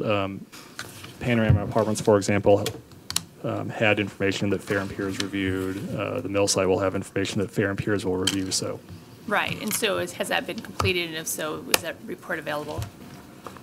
Or? Is there a portion of the documents you can point her to read? So we had there was a 2002 traffic study. I I saw Yes, that. we'll get you an answer to that. I'll be short about it. All right, thank you. Councilor Mayhew or Holloway? Going once? No, I just got two questions. So, and maybe I missed it, this is quite the tomb. I would like an explanation of what a managed residential unit is. Is that in the packet, Jason? They're described in the packet. I can give you the super short answer is they're condominiums. But we'll provide some additional detail for you. Or direct you to the location of that information in the packet? I guess then I'd like discussion at least on, I guess it's condition number 24. After inviting input from Snoqualmie tribe, applicant shall develop interpretive material. Given that the Snoqualmie tribe is a opponent to this, whether or not there should be some involvement of the city in that discussion to bring all three parties together on that. I'm not sure if I understand the request or question. So number 24 says, after inviting input from the Snoqualmie tribe, the applicant shall develop interpretive material for distribution to visitor guest commercial portion of the project. I'm suggesting that maybe the city has a facilitating role in that the tribe is an opponent to at least this development agreement as stated. So I want to make sure the tribe is heard and that their desires are somewhat reflected in the resultant material. Yeah, we can get you some more description on that. That might merit a response from the applicant as well, or the... Well, I was generally attempting to avoid answers tonight and just get the issues down. I'm just wondering if that should be perhaps an opportunity for the applicant to respond, not necessarily tonight, but to respond to that. Oh, yeah, question certainly. As well. Okay. Councilmember Mayhew, before we continue around again, do you want to chance anything? I'm going to have a whole series of questions about open space, trying to understand why concrete is being counted as open space, why it's okay that the residential portion will only have 4% open space, which is the mathematical calculation that I did, and just understanding how open space works, not in the part of the proposal that we're actually getting, but in the part of the proposal that we got almost no information about, which is the residential section. So by calculating open space for what's being proposed so far, I conclude with what is left, and it's only 4%. So I don't understand that and how that's all going to work, and why we getting to that number was really the right thing to do. But most importantly, just are we really going to end up with only 4%, and how do we ensure that we actually get something a lot closer to 35%? I've got some other ones here if you would like. I'm kind of checking the 3-minute mark, so if you get 2 or 3 in 3 or 4 minutes, that's... I don't understand the height. I want to understand better how the conclusions, findings of fact and conclusions talk about a 60-foot height. All the materials talk about a 55-foot height. I don't understand why it's at 60 instead of 55. I don't understand how 55 is going to be adequately addressed by our fire department. There's talk in the financial section about impacts to the city. It doesn't talk about the fire apparatus that you would need to service a 55-foot building once you add it to the already. And I need to understand better about how the fire department servicing of these buildings will work with there's some other buildings such as the high school that have significant height, such as the new hotel on the ridge, and how does that all work together, and what's the impact on our apparatus? In the Panorama project, yeah. In the Panorama project, that's right. So with all that together, what does that mean to our apparatus? How's that getting addressed? What does it mean to fire department staffing if we have different apparatus? I just don't understand how all that works, and I didn't see enough. So it's the aspect of the height as it relates to the fire department, I guess. I didn't see information in there that I could fully understand. I've got some other things on the next round, I guess. Thank you. So we'll come back around to Councilmember Shepherd. So I think I saw one amendment wherein historically, I guess the Muckleshoot has already contributed towards fire equipment.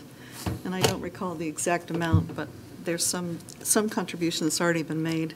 Councilman Shepard, the staff can address that if you want to Okay, use your time for your questions. My question is, I'd like to have a better breakdown of how we know we have enough water. Right now, we just have one number that tells us this is what we have, and that's good enough. I'd like to understand what was incorporated into that calculation. And I'm also concerned about the traffic study. I understand we had one traffic study that was done around 2001, and it incorporated studying I-90 and 18. And so it was very extensive. And then when they did an update in 2015, they just did some minimal assumptions of what may have changed. And I'm really concerned about the traffic study. I looked at City of Issaquah. They have a transportation impact analysis guidelines. I don't think our city has something like that, but I think we need something like that. I think that's what I have for now. So what is your question precisely on the traffic studies? Oh, the traffic studies they really need to do a current traffic study, and they need to incorporate the fact that we've got a new high school. It doesn't take that into consideration. They don't take into consideration, like when they did the traffic study, it was before my home was built. So I'm part of the first phase of the Ridge. So there's a lot that's been built that wasn't counted originally. So taking a simple factor and multiplying it won't take into consideration how much has changed. Okay, so, I mean, well, that wasn't a question, it was a statement of. Well, I took the council member's question to be, are the traffic studies generally speaking sufficient? Thank you, that's what I was going to do. I think that's what the question is, so otherwise she's making assertions. Did I get that? That's good. Okay. All right, thank you. Councilman Lissay. Yeah, I was going to expand on the water question. I appreciate Councilmember Shepard bringing it up. I believe during the Snoqualmie Hills West discussion last year, there was a more comprehensive analysis of the city water situation, we'll call it, and what was applied to what. And there was some transitionary period going on as it related to Lake Alice and some of those things and how that was going to come in over the years. As this development really doesn't kick in until 2020, 2021, it'd be nice to see how those things are going to happen on a year-to-year basis and get some better definition on water availability and water rights for the project. Now, I know there's some pretty good information in this packet on that. Did those that read through that were not satisfied that it was thorough enough? Right. Can I? So what? Would you like me to speak to that, Mayor? Yeah. Sure. The water analysis that Councilmember Lissay is referring to that he saw is based on some longstanding analysis done by the city's outside engineers, Gray and Osborne, that tallied up water available under existing rights and the amount allocated for currently constructed Snoqualmie Ridge development and other expected developments. And this development agreement has always provided, if you go back to the very first agreement, has reserved a quantity of water for this project. And so all of the analyses that we've talked about account for this water, and the needs for future development are for things outside of that, such as Snoqualmie Heights annexation and so forth. So this water is already planned for and allocated, has been since 2004. So all I'm asking for is show us that then. Yeah, we'll show you Again. we'll show you the numbers. And yeah, so it's not the just to add that it's based on the maximum numbers in the development agreement and these master plans. Exactly. I want, yeah, based. Right, and definitely based this on proposal is for a smaller development than the maximum allowed. Right, we've been chewing up your time with responses. Councilman Lissay, did you have another question or two you want to quickly add? No, I'll let that go down the list. All right, Councilmember Ross?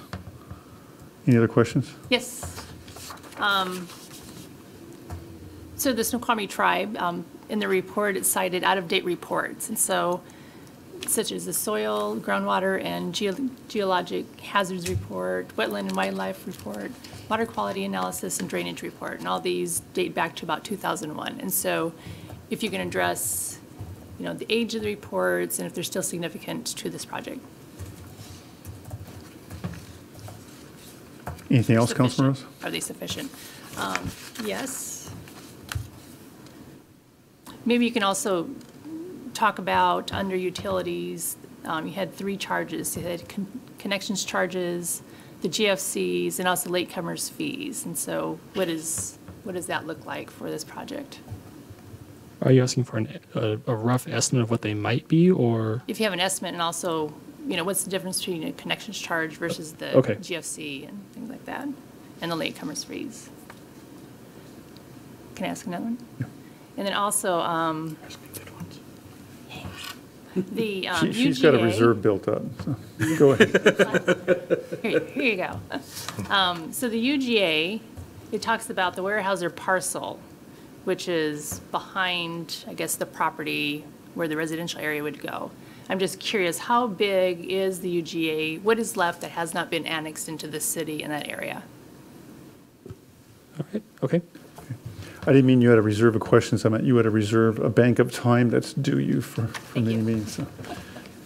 Councilmember Holloway. I'm good at this stage. Okay, Councilmember Mayhew. All right, I have questions around affordable housing in 2 angles in particular. One is on the up to 60 units that are, now I'm forgetting the term. Managed residences. What is it? Managed residences. Managed residences. If I'm understanding this, there is no affordable housing requirement related to those, and we could have up to 60 units of those. And so I'm just trying to understand how it is that we got to no affordable housing. That seems not consistent with our requirements, so if that could get addressed. And then if I could just get directed to where I could get a better understanding of exactly how this works in here. I know it occurred to me as I was trying to understand this that this 15% requirement appears to be the number of units, and it occurred to me maybe that's how our code, I don't understand how our code works. So for example, another thing that popped in my head, it could be 15% of square footage. I don't believe that's how it works, but I just want to understand kind of how that works. And then what I'm worried about is this seems to be somewhat addressed, but it appears that the original intent of the city's, it appears to me that the original intent of the city's 15% requirement was that affordable housing would generally be spread out. And what's actually happened in practice is that it's either ultimately never been built or it's ultimately been built all in one place in a sort of housing project. And so I'm just worried that this, for the residential area, that we're not getting any clear indication at this point that won't happen. In fact, there's a lot of talk about maybe the developer buying their way out of this, which I know would be something that would have to be discussed before that would ever happen. But I'm just worried about the whole angle here and how we make, is there or should there or could there be something where we require that is being built proportionately? So if we're 20% through the residential development, we'll have 20% is that of the affordable housing. Is that something we can require, or if you could just sort of speak to that whole sort of topic around, so 2 angles on affordable housing, how it will work in the residential portion, and then just how we are or where we are on the 60 units and how that works, and whether there's any opportunity to revisit that or require some different outcome. Okay, thank you. Councilmember Shepherd. So we mentioned something about the casino and that the short answer is no, it's not possible. And I'm not sure that that's true. I was reading an article about the Spokane tribe and how they've just recently built a casino. So I'd like you to go back and look at that story. I think it just happened last year. But it basically, they didn't have reservation land in order to build a casino. So I'd like to get an answer to that. Also, Well, just to clarify, that wasn't a question, it was a statement. it's on the matrix. Right. So, I think the clarification is that you're correct. The only thing that would preclude them doing a casino is if, out of our control, the BIA gave the Muckleshoot tribal status or turned the land into trust. The issue, Mayor, what are the allowed uses under the development agreement? And a casino is not an allowed use under the development agreement. That, I think, is in essence the answer. whatever article there is about the Spokane tribe is outside the record, so we aren't going to go into that further, but I think the answer that Mr. Rogers gave to the Planning Commission, and we can reprise that, is to look at what the agreement allows as authorized uses here. So, and I think he did summarize the fairly extraordinary legal process that would be required, apart from the development agreement, for a tribe like the Muckleshoot to pursue a casino in this location, which there's a number of, so that is in the record, those are a number of hurdles, but I think at bottom it's that the development agreement doesn't allow for that use. Okay. And another concern I have, and probably need to look at this, is I've been hearing from several residents that they're seeing a reduction in water pressure. And I'm concerned that may relate to our availability of water. And also... So Councilmember Shepherd, what's the question? Or where is this loss of pressure being reported? Again, that's outside the record, Mayor. All right. Not sure it relates to the master plan. Nothing's been built there. So any reduction in water pressure is not a result of this project and not on the record, so I'm not clear what you're asking. No, it would go to, do we have enough water? Yes, and we have enough pressure. In fact, many cases, we're putting what's called PRV, or pressure reducer valves, to reduce pressure, not increase. And also, I noticed that we don't have an actual affidavit of mailing for this, for the public hearings.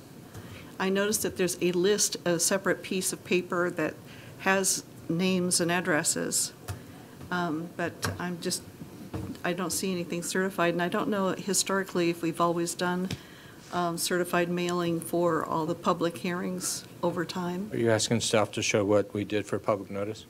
Yeah, for Yeah, if you could please, going back. please frame your comments in the form, or a question that the staff could answer would be helpful.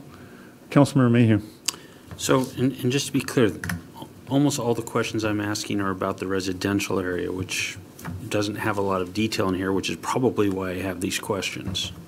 And I recognize that. Now, I have a series of questions around parking, understanding whether, for example, where employee parking will happen, how we ascertain that the number of, I think it's 400 parking spots, how is that ascertained as compliant with whatever our city requirements are, and how we determine the adequacy. I couldn't see where to find that.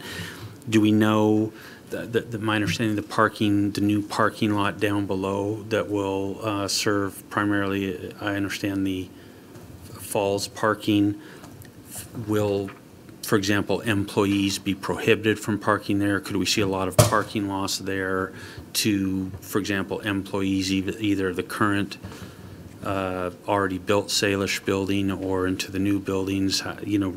Might we suffer a loss of parking available? Is that addressed anywhere in there? And then there was some discussion that I didn't fully understand about parking for the residential area possibly being somehow varied from our city standards. I didn't understand, but I was worried about, could we somehow end up with not enough parking for the residential area, and how are we comfortable that that's not a concern? And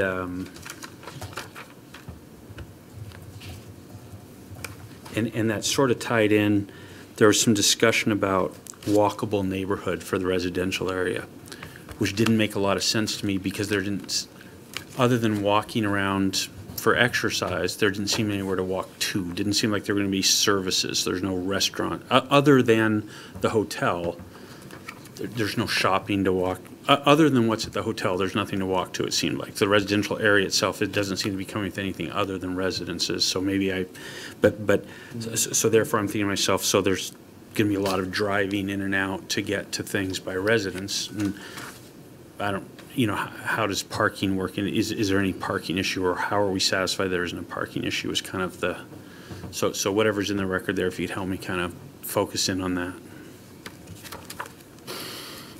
All right. Councilmembers Lassay, Ross, or Holloway? Councilmember Ross? So Well, I think in the planning commission, there seemed to be some confusion, or maybe hasn't been defined yet, as to whether the roads on the site are city or private. And so that, so if they're city, then that requires that we're going to maintain them. If they're private, you're still going to want, I think Councilmember Lissay brought up about getting the fire truck in there. So are the roads going to be wide enough for emergency services? So if we can address where are the roads private and where are they city in the residential and also at the expansion. Councilmember Lissay or Holloway? Nothing new at this time. All right. Councilmember Shepherd? So as far as the visual aspect of being able to see the hotel from the falls, one of the things that appears to me that the assumption is that there's going to be trees always there in order to keep you from seeing the hotel. What guarantee do we have that those trees won't come down? Okay. You mean by human or natural efforts? You mean either one of those? All right, we'll just take the question as is. Councilmember Mayhew? So on a similar vein, I think, to the last question, maybe some explanation to us about what, so there are some requirements that were established or recommended by the Planning Commission that would go into the agreement. And so I'm wondering, to the extent that we want to think one of those needed to be changed or perhaps some requirement needed to be added, is that a thing that can happen? How would that happen? If you guys could end up addressing that. In particular, there's a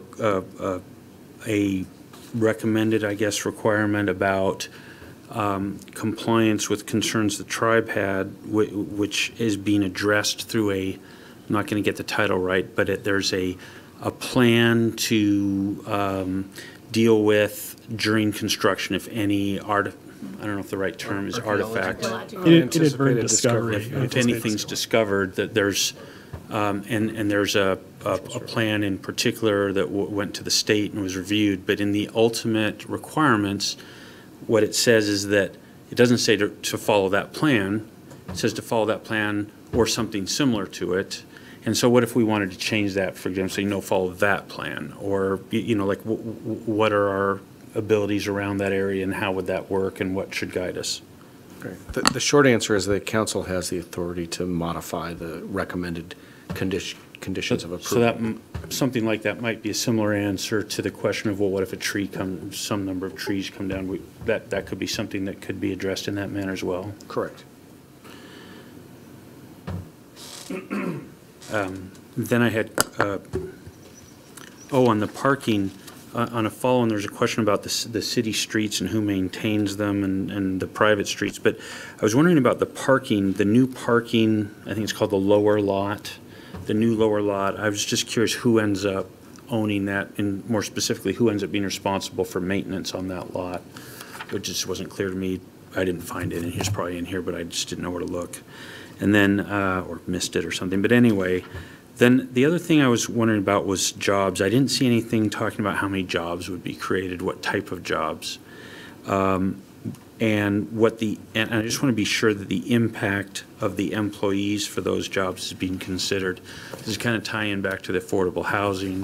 If we had some sense of what new impact onto demand for affordable housing this might create, what new impact onto traffic. I thought I saw a lot on the traffic, addressing the question of traffic impact from residents and guests, but it wasn't clear to me that it also considered employees. So if that could be clarified, whether it does or doesn't address that. So that's my traffic question. And then just the jobs and understanding the impact to the degree that's there, and the employee impact to traffic and housing. Councilmember Ross? So there's also a community center mitigation payment, and it's a certain amount per residential dwelling. So I'm just curious, are they going to build their own community center, or is this something that would be applied to our current community center? Yes. And will be collected once those by once each house is built, or when is it collected? Building permit. Typically with building permit Okay. issuance. Anything else, Councilmember Ross? Not right now. Councilmember Lassay or Holloway? Yeah, I'll defer to the next meeting. Chance to Okay. review some more of the information.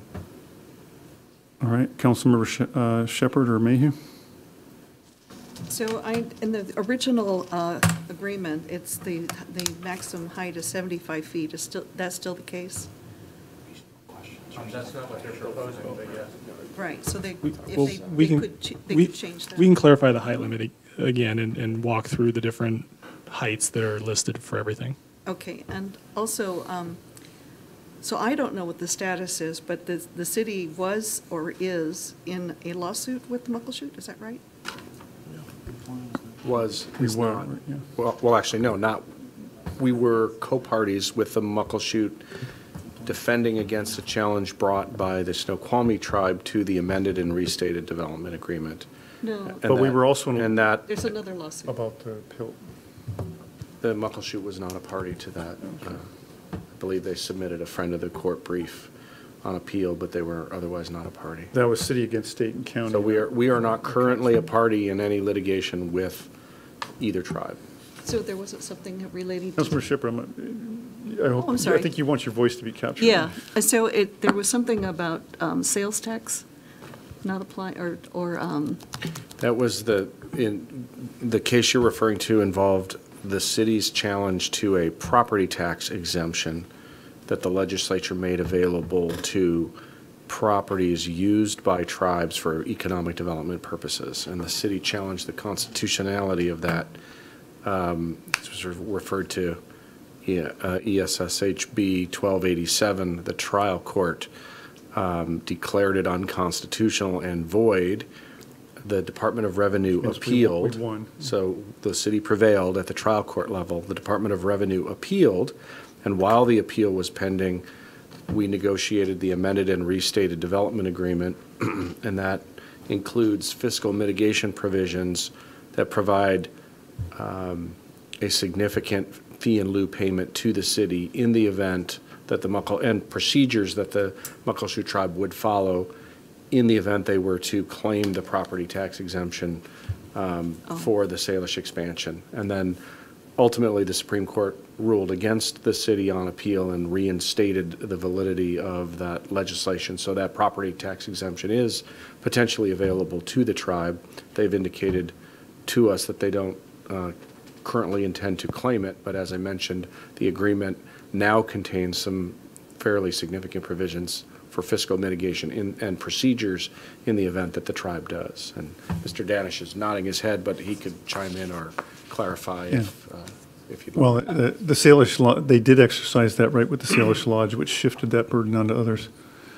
Yeah, we're getting too deep into the answer, Well, yeah. point of clarification, though, it wasn't businesses used by tribal entities, it was businesses owned by tribal entities off tribal lands, correct?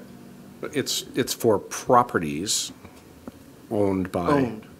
The verb you used was used. I'm just making minor I'm sorry. correction. Yeah, I misspoke if I said that, yes. It's for Yeah, so the bottom line real is- property owned by federally recognized Native American tribes. Bottom line is, we feel the development agreement defends the city's financial interests very well, either way, that they chose to exercise that option. Terry, you can add that. And the tribe agrees.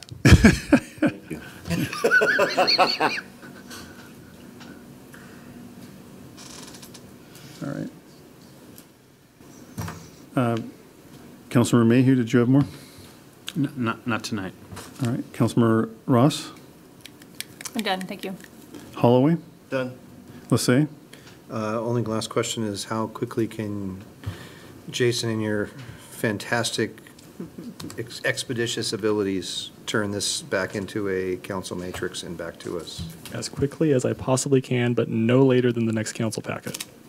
Well, if the next council packet comes on Friday before the council meeting, that doesn't give us a whole lot of time to look at it. It's about 10 days. I will endeavor to do this as quickly as I possibly can.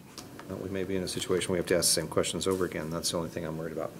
I'm going to do my best to get this out to you in advance so that you I know can you have some time. Just to clarify, that packet's not this Friday, it's the Friday after.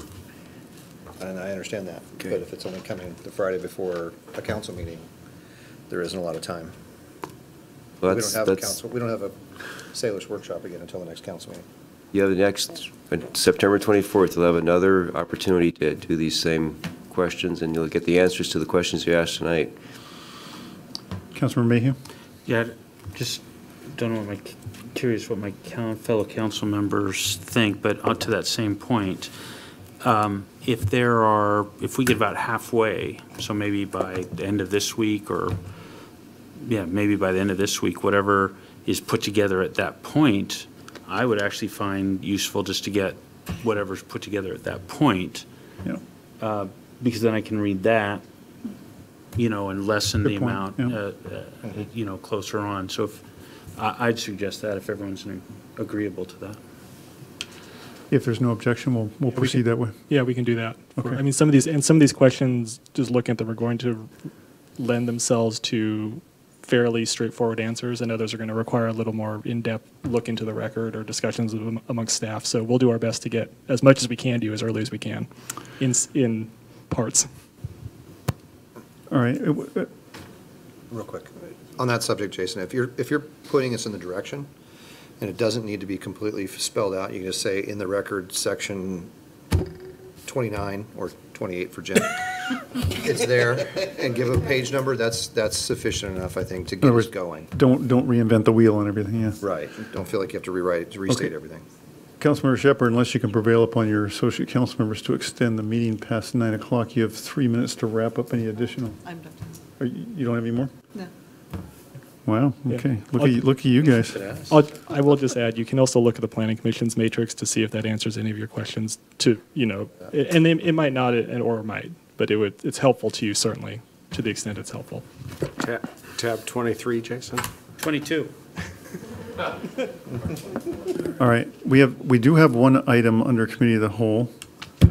Councilmember Mayhew, if you could restate that was regarding the kicking back to the Planning Commission, the items on.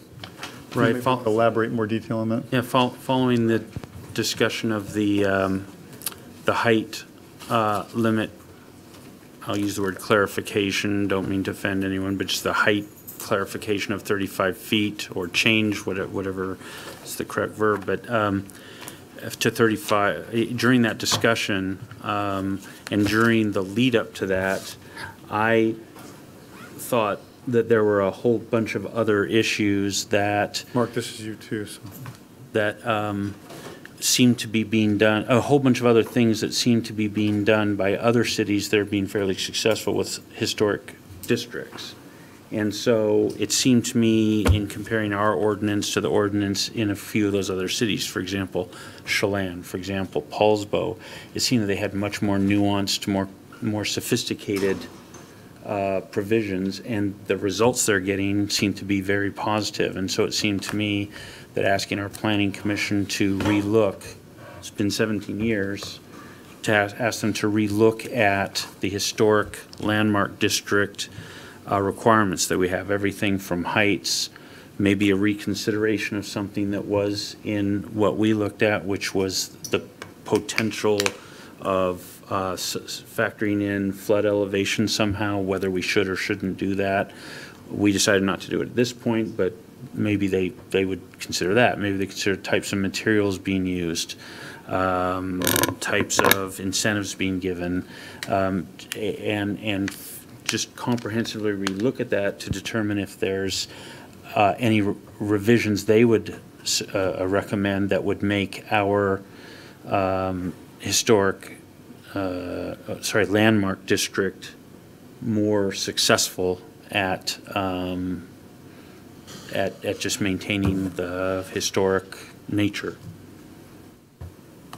Or building upon that, yeah. Okay. Yep, exactly. Okay. So it's a fairly broad mandate I have in mind, just asking them to relook at the landmark district ordinances that we have, consider whether, particularly in comparison with other cities, considering some of the information that was collected as part of this height process, and whatever else they think they might want to follow, just a broad request that they go back and look at that. and then bring forward whatever recommendations, if any, that they might have. Councilmember Shepherd? So I have a different topic? No. I have that we're discussing this topic, aren't we? Yeah. Right. Go ahead, Councilmember Slay. Having been on Planning Commission for 3 years, I'm trying to say this in a way that doesn't implicate myself. That's a very broad brush for a group that's going to go way off the rails. Because I've done it myself. Yep. And Brian's witnessed it. I've seen it, well, yeah, all parties contribute to that. I would really like us to give them some focus on that. Not in direction in terms of what they should do, but in direction towards, if we just say, well, look at heights and flood elevations and types of materials, it's quite broad when we have, I guess I go down the path of that. I'm not sure it's broken, so is there something to fix? And I feel like if we ask the repair guy to go find something to fix, they're going to find something to fix, and we may not think it's broken. So I don't know the tact at which to go about that without us spending time ourselves in that area, or how to address that. And maybe maybe it's just a matter of some coaching as the Planning Commission liaison, to coach a little bit on, this is not a free-for-all, this is, are there things that are broken? Or things that people have, that there's concerns, and bring us a bullet item list before we go straight to an ordinance or a resolution that wants to change the code. Because I think we could get into some deep waters really quickly, going down the path of just take a look at it and tell us what you think. So might I suggest that it was moved and seconded to send something there. Might I suggest that this goes back to CDC for some clarification and discussion on that? That's a good idea. For the sake of time tonight. If What's you our guys agenda want us look to, like? we never have time to discuss anything in CDC, so. We'll have more time. Well, you got 3 hours left tonight. The key for staff Feel the love, all right? is the city council goals and objectives. This is one of them. And so while you threw out 3 days when we were on goal number 2, I believe, very early in the process, September 30th, October 30th, November 30th. This was the third one, November 30th. This is the second time something related to downtown has been brought up, separate from those goals and objectives. The first one was at CDC regarding a parking presentation, whereas in the goals and objectives, we agreed that's part of the objective. We will inform the budget by November 30th and then move forward in the 2-year work plan to accomplish it. That order may be wrong. The first one was Ridge Retail, September 30th, then presentation of something to inform the budget in October. The second one was the Economic Development Commission and the discussion about economic development in general, October 30th. The third one was downtown, November 30th. All three would inform the budget before the budget action. What I would suggest is switch the order, have that discussion about downtown, parking, floodway, et cetera. That discussion could inform the Planning Commission, and they can begin work on that council goal. I think part of this, I've always been a big fan of, often ordinances or rules are changed when new actions, issues, whatever, present themselves to you that bring their attention. It's usually not broken until something comes forward that sort of brings your attention to the fact that maybe things need a revision or revisit. And I like to grab and put a whole lot of stuff and fix it all at once rather than piecemeal. Councilman Osei, you made the point on that process on the height to segregate the flooding issue from the other, with the indication that it would be more appropriate to come back and address that. So it seems to me that one clarification at a minimum, at least just to revisit that one. There's a lot of great material going back the last decade on Callison Architects and others that did a lot of work on visioning for downtown or the historical areas, or even out a couple blocks. And I think it would merit just a refresh or revisit of those to see if any issues surface themselves. I mean, other ways we get in that issue where another project comes forward and suddenly it's a big controversy again because we're reacting to it rather than acting proactively, getting out in front of it. Yeah, I think that goes to, sorry, I'm going to wait my turn. Well, I was just going to say that I had a sense during this conversation, the two main things really impacted me. One, when I went to these other cities and saw what they had accomplished, I felt like they seemed to me to be much more successful at accomplishing the objective of a historic district look and feel that was more reminiscent of pre-war than we've achieved. And I thought, and I went and read that, and they just clearly had more sophisticated ordinances to get that I think probably are responsible. The second thing that really hit me was a belief that there was not a shared consensus in our community as to what we were trying to do downtown. And so I think that part of the objective I would have of this process is that the Planning Commission might take input from the community, that part of what might come out of this is at least more of a, not just specific recommendations they might make, but by their process, they might rebuild some consensus about what we're trying to do downtown. So I guess I have that in mind as a goal that would come out of this as well. But you guys have more experience with the practicalities of what a commission can accomplish. So I defer to you, but those were my thoughts. Councilor Millicent. Dare I say we might accomplish this with some sort of a town hall meeting? We've discussed it. We've talked about that it might be something worth doing. I don't see where that would hurt. Build consensus through building consensus. And the answer may be we don't need to do anything. The answer may be we can tweak a few things. I think the flood elevation and stuff is a very important item that has huge economic impacts with the city. I think it's something we need to at least have a conversation about how we go about it. Maybe that's the right direction. I'm going to open it to other little round wob and see if Councilmembers Holloway, Ross, or Shepherd have any input before we come back to you two. It seems like it seems like it's more of a commercial. So would you include a variety of developers to come in and talk about what they would see in the city? I think it sounds like there's some good examples of other cities that have developed their historic area, and it'd be nice to be able to, as you suggested, look at their ordinances and codes and come up with some ideas. If you do a town hall about this particular thing, I don't know what we're gonna get out of it. We're gonna state that it floods, and do we want to? I don't know. It gets back to, do you raise the building or do you do the bathtub? I mean, there's all kinds of things that. But it's useful for input. It's also useful for education. When we went through the clarification ordinance for height, you heard a lot of comments about why aren't we following the vision plan or the master plan, when in reality, both those documents call for development on the King Street lot. Not on the gravel for Falls Avenue, not on the right-of-way between there and Sahara, not on the Upper Cove. We're not selling Sandy Cove. So a lot of that is education and feedback, so that could be valuable. Any town hall meetings that we've done in past years around that type of a topic is usually, I kind of cringe at the thought of like the mayor or Mark are leading that. Usually it's an architectural firm that's kind of has a charrette or some form it can give it and some way to guide the dialogue and inform the dialogue. Otherwise, if you think the planning commission go off the rails, I can assure you that will go very much off the rails as well. Councilmember Shepherd.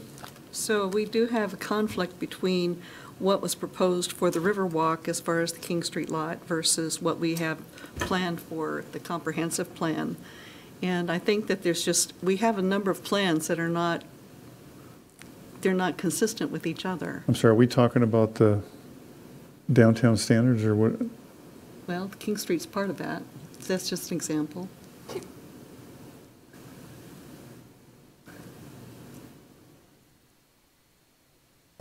I'm confused about what you're talking about, or what part of the plan or comp plan, or what's inconsistent, or what?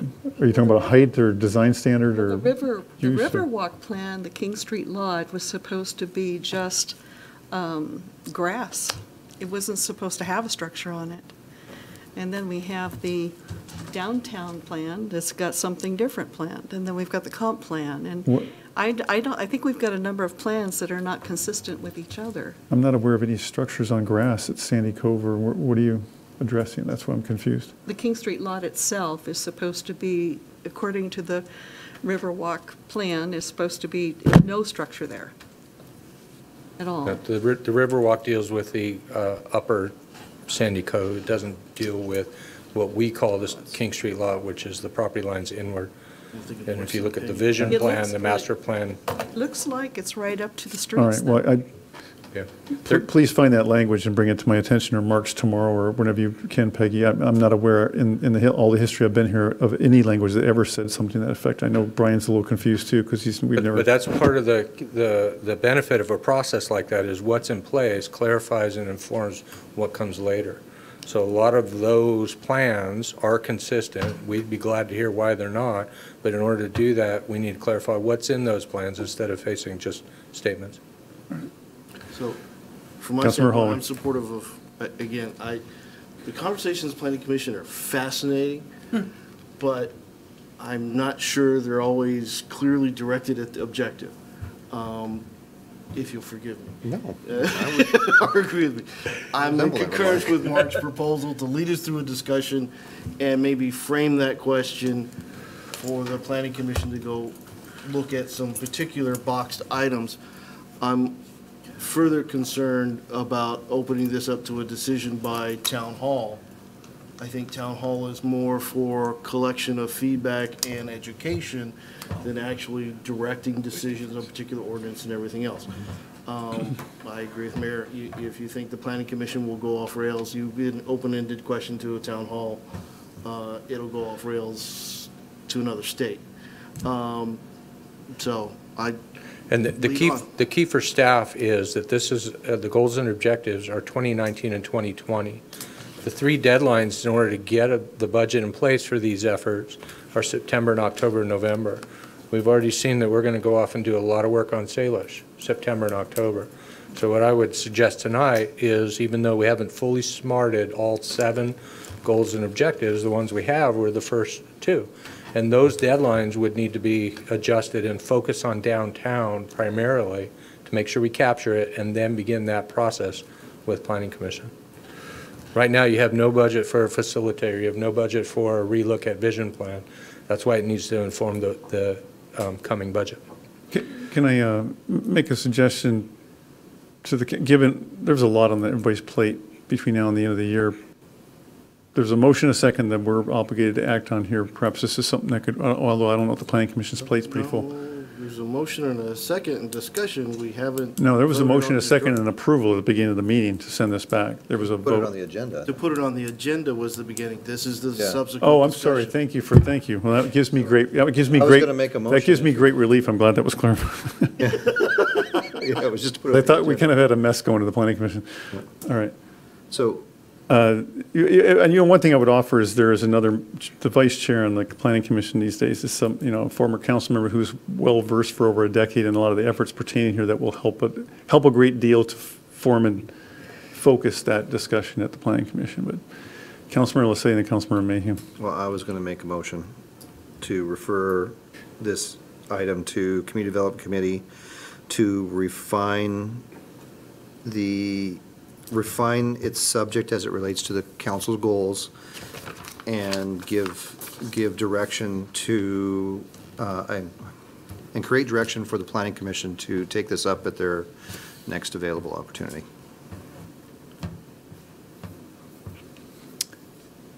If I don't get a second, it dies, folks. I'll second it. All right, have a motion, a second, as stated by Councilmember Lissay. Any discussion? Councilmember Mayhew? So this is, in essence, a motion to kill my motion. It will not get discussed at community development anytime soon. The list that community development already has is enormous. We have extremely short meetings where we're not able to get through much. The idea that the council is going to be able to spend time on this, we're actually jammed up between the budget process and this Salish expansion. If we don't ask a commission to take this on, it's not going to get taken on anytime soon, and I think it should be taken on soon. Councilor Say. So the suggestion is to not send it to committee, to send it to planning commission and see what comes out of it. Is that where we're headed? Well, I'm not necessarily opposed to that. yeah, no, that's what I'm advocating, and then maybe ask our liaison and our staff to corral them and try and really, stop it from going off the rails. But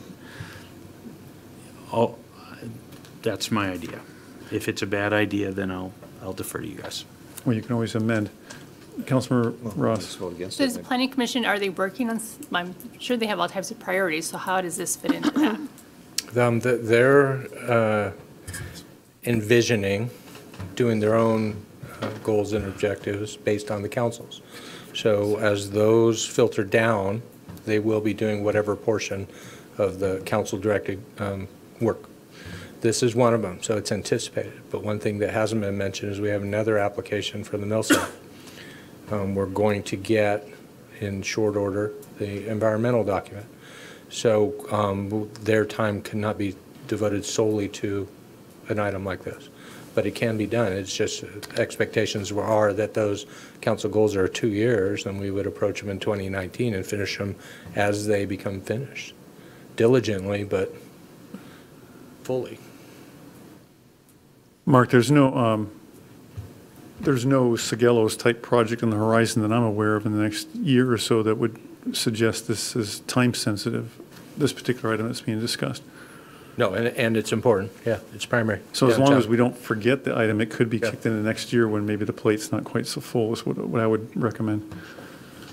Yeah, so we wouldn't tell them it's the highest priority. We would just ask them to put it on their. Put it on the agenda and, yeah. Focus on Now, we now can certainly- by them, Jim, do you mean the CDC committee or the planning the commission? commission. You'd have to make an amendment to Pretty consistent with that. Councilor Lasay's motion if you wanted to do that. Or we could vote. Oh, that's right, we're Vote voting. no on my motion and. And then vote yes on mine with that caveat. Unless no you on just the want to amendment. make an amendment and everybody accepts the amendment, then Or we make the instead of CDC, it goes to planning commission. Do the whole chain of voting. We With the just, we understanding- could accomplish that by voting down this amendment and then voting Okay, it's for up to the you guys, original. just, Wait, wait. I'm trying to move you along. Can we, would the motioner and seconder agree to withdraw the motion on the table? Yes. Who seconded? Peggy shut a second. Okay, Okay, now, so, can we make a new motion stating, go ahead, and you had it. That we ask the planning commission to look at the the landmark district ordinances that we have and do a sort of comprehensive rethink of whether there are any changes needed, considering other cities, what's happened in the last 17 years, objectives that we have, including specifically considering whether something should be done for the heights for floods, and that they put this on their to-do list and address it in the order that when they can get to this, and that ask them to take guidance from the council liaison and staff. Did I get it? Second. we'll have Jody look that up and take it all down. Yeah. So I have a motion, a second, as stated by Councilmember Mayhew. Mark's recording. So Will in help other with the words- minutes. Any discussion? In other words, community develop, no. In other words, planning commission, put it on your agenda and get to it sometime. Right. And listen to staff and your council I liaison. mean, knowing it may slip into next year or something, so, yeah. Of course. Yeah. All right. Any further discussion, council? All right, all those in favor? Aye. Aye. Opposed? Motion's carried. Thank you. All right. Now, The opportunity for adding items to the agenda was at the beginning of the meeting, but is it a quick item, Councilmember Shepherd, that you wanted to add on our committee of the whole, or Yeah, I would like to have. if you could speak into the microphone again? please. I would like to have the Fisher signal revisited, to look at an analysis of, now we have a new study that shows that it does qualify for a four-way signal. no, we do not. All right, I'm sorry, Councilmember Holloway, if you could respect Councilmember Shepherd, let her complete her comment. Yeah. I would like to have the new study that's been made available from DN Traffic compared to what we have already, and to look at whether it makes sense that it's possible for us to basically stop what we're doing and create a four-way signal instead of a hawk signal. All right. That's a question of council, not a motion, but as council knows, we feel that this has been relitigated over and over again, and it's time to move forward. Kind of hard not to move forward when it's well under construction. There was a slight delay with a strike from the workers out there, but as I understand, the strike is now off and they should be back on the site soon. Any discussion, council? And so we have a contract out for that construction. So you can't pull that contract back out for whim, okay? So it's under contract. We've done the prep work. We've had a stoppage due to some labor issues. We're waiting for the poles, which are already on order, but Right. this is not something you make in your backyard, to come on site. So we are well down the path for a crosswalk to that intersection. All right, before we get sucked into, again, another conversation on this item that has been discussed ad nauseum for several years, is there any interest of the other council members or majority of the council members to discuss this any further here tonight? Okay. I see no further interest, so we'll move on.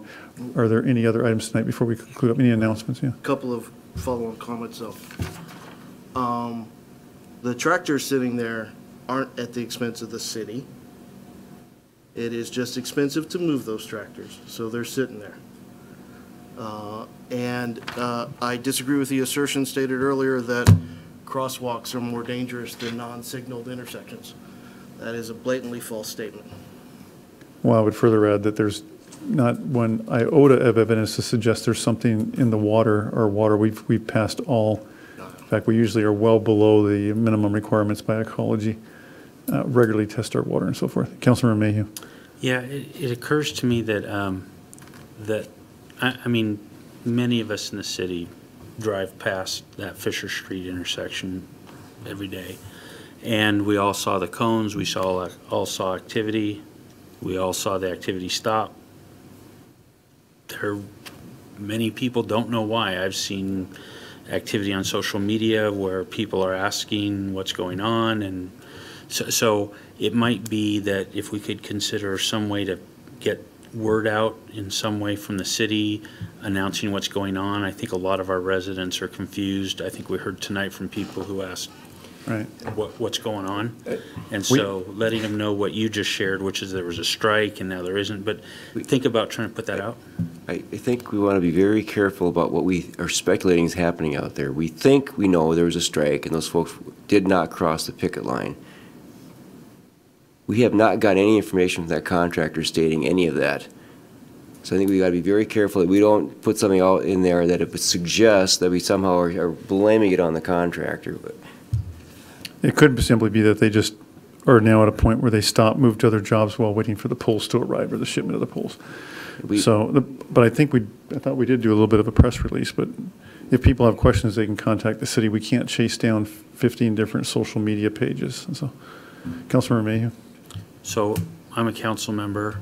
I don't know what's going on after this conversation. I have no idea what's happening in Fisher. I thought there was a strike. I guess there isn't. Since we're the contractor, couldn't we find out what's going on and let people know what to expect? I would, Mayor, if necessary, I'd like to take it into executive session. I don't want to sit here and bash a contractor whether or not we know that information or not. There's been speculation as to that. I can't give you a definitive answer. The contractor is responsible for the project. We do know that, as Councilmember Holloway mentioned earlier, the poles were on order. It takes months to get those. I can't speculate on what's going on there. I'd be happy to find that information out to a limited extent. We have other contracts that are let all the time here. We had the same issue with CA Carey, and there was a lot of speculation. All right, folks, I'm trying to wrap up this meeting. It seems like we're just kind of going off on not earth-shaking issues right now. Are there any announcements? All the staff reports are written at this time of the month. Are there any other issues that need to be addressed or announcements before concluding tonight? All right. With that, if there's no further business come before the council, entertain a motion to adjourn. So moved. Second. I have a motion, a second to adjourn tonight's meeting. All those in favor? Aye. Opposed? Anna, I'd ask you please not approach until we haven't voted yet. All right. Meeting is adjourned. No.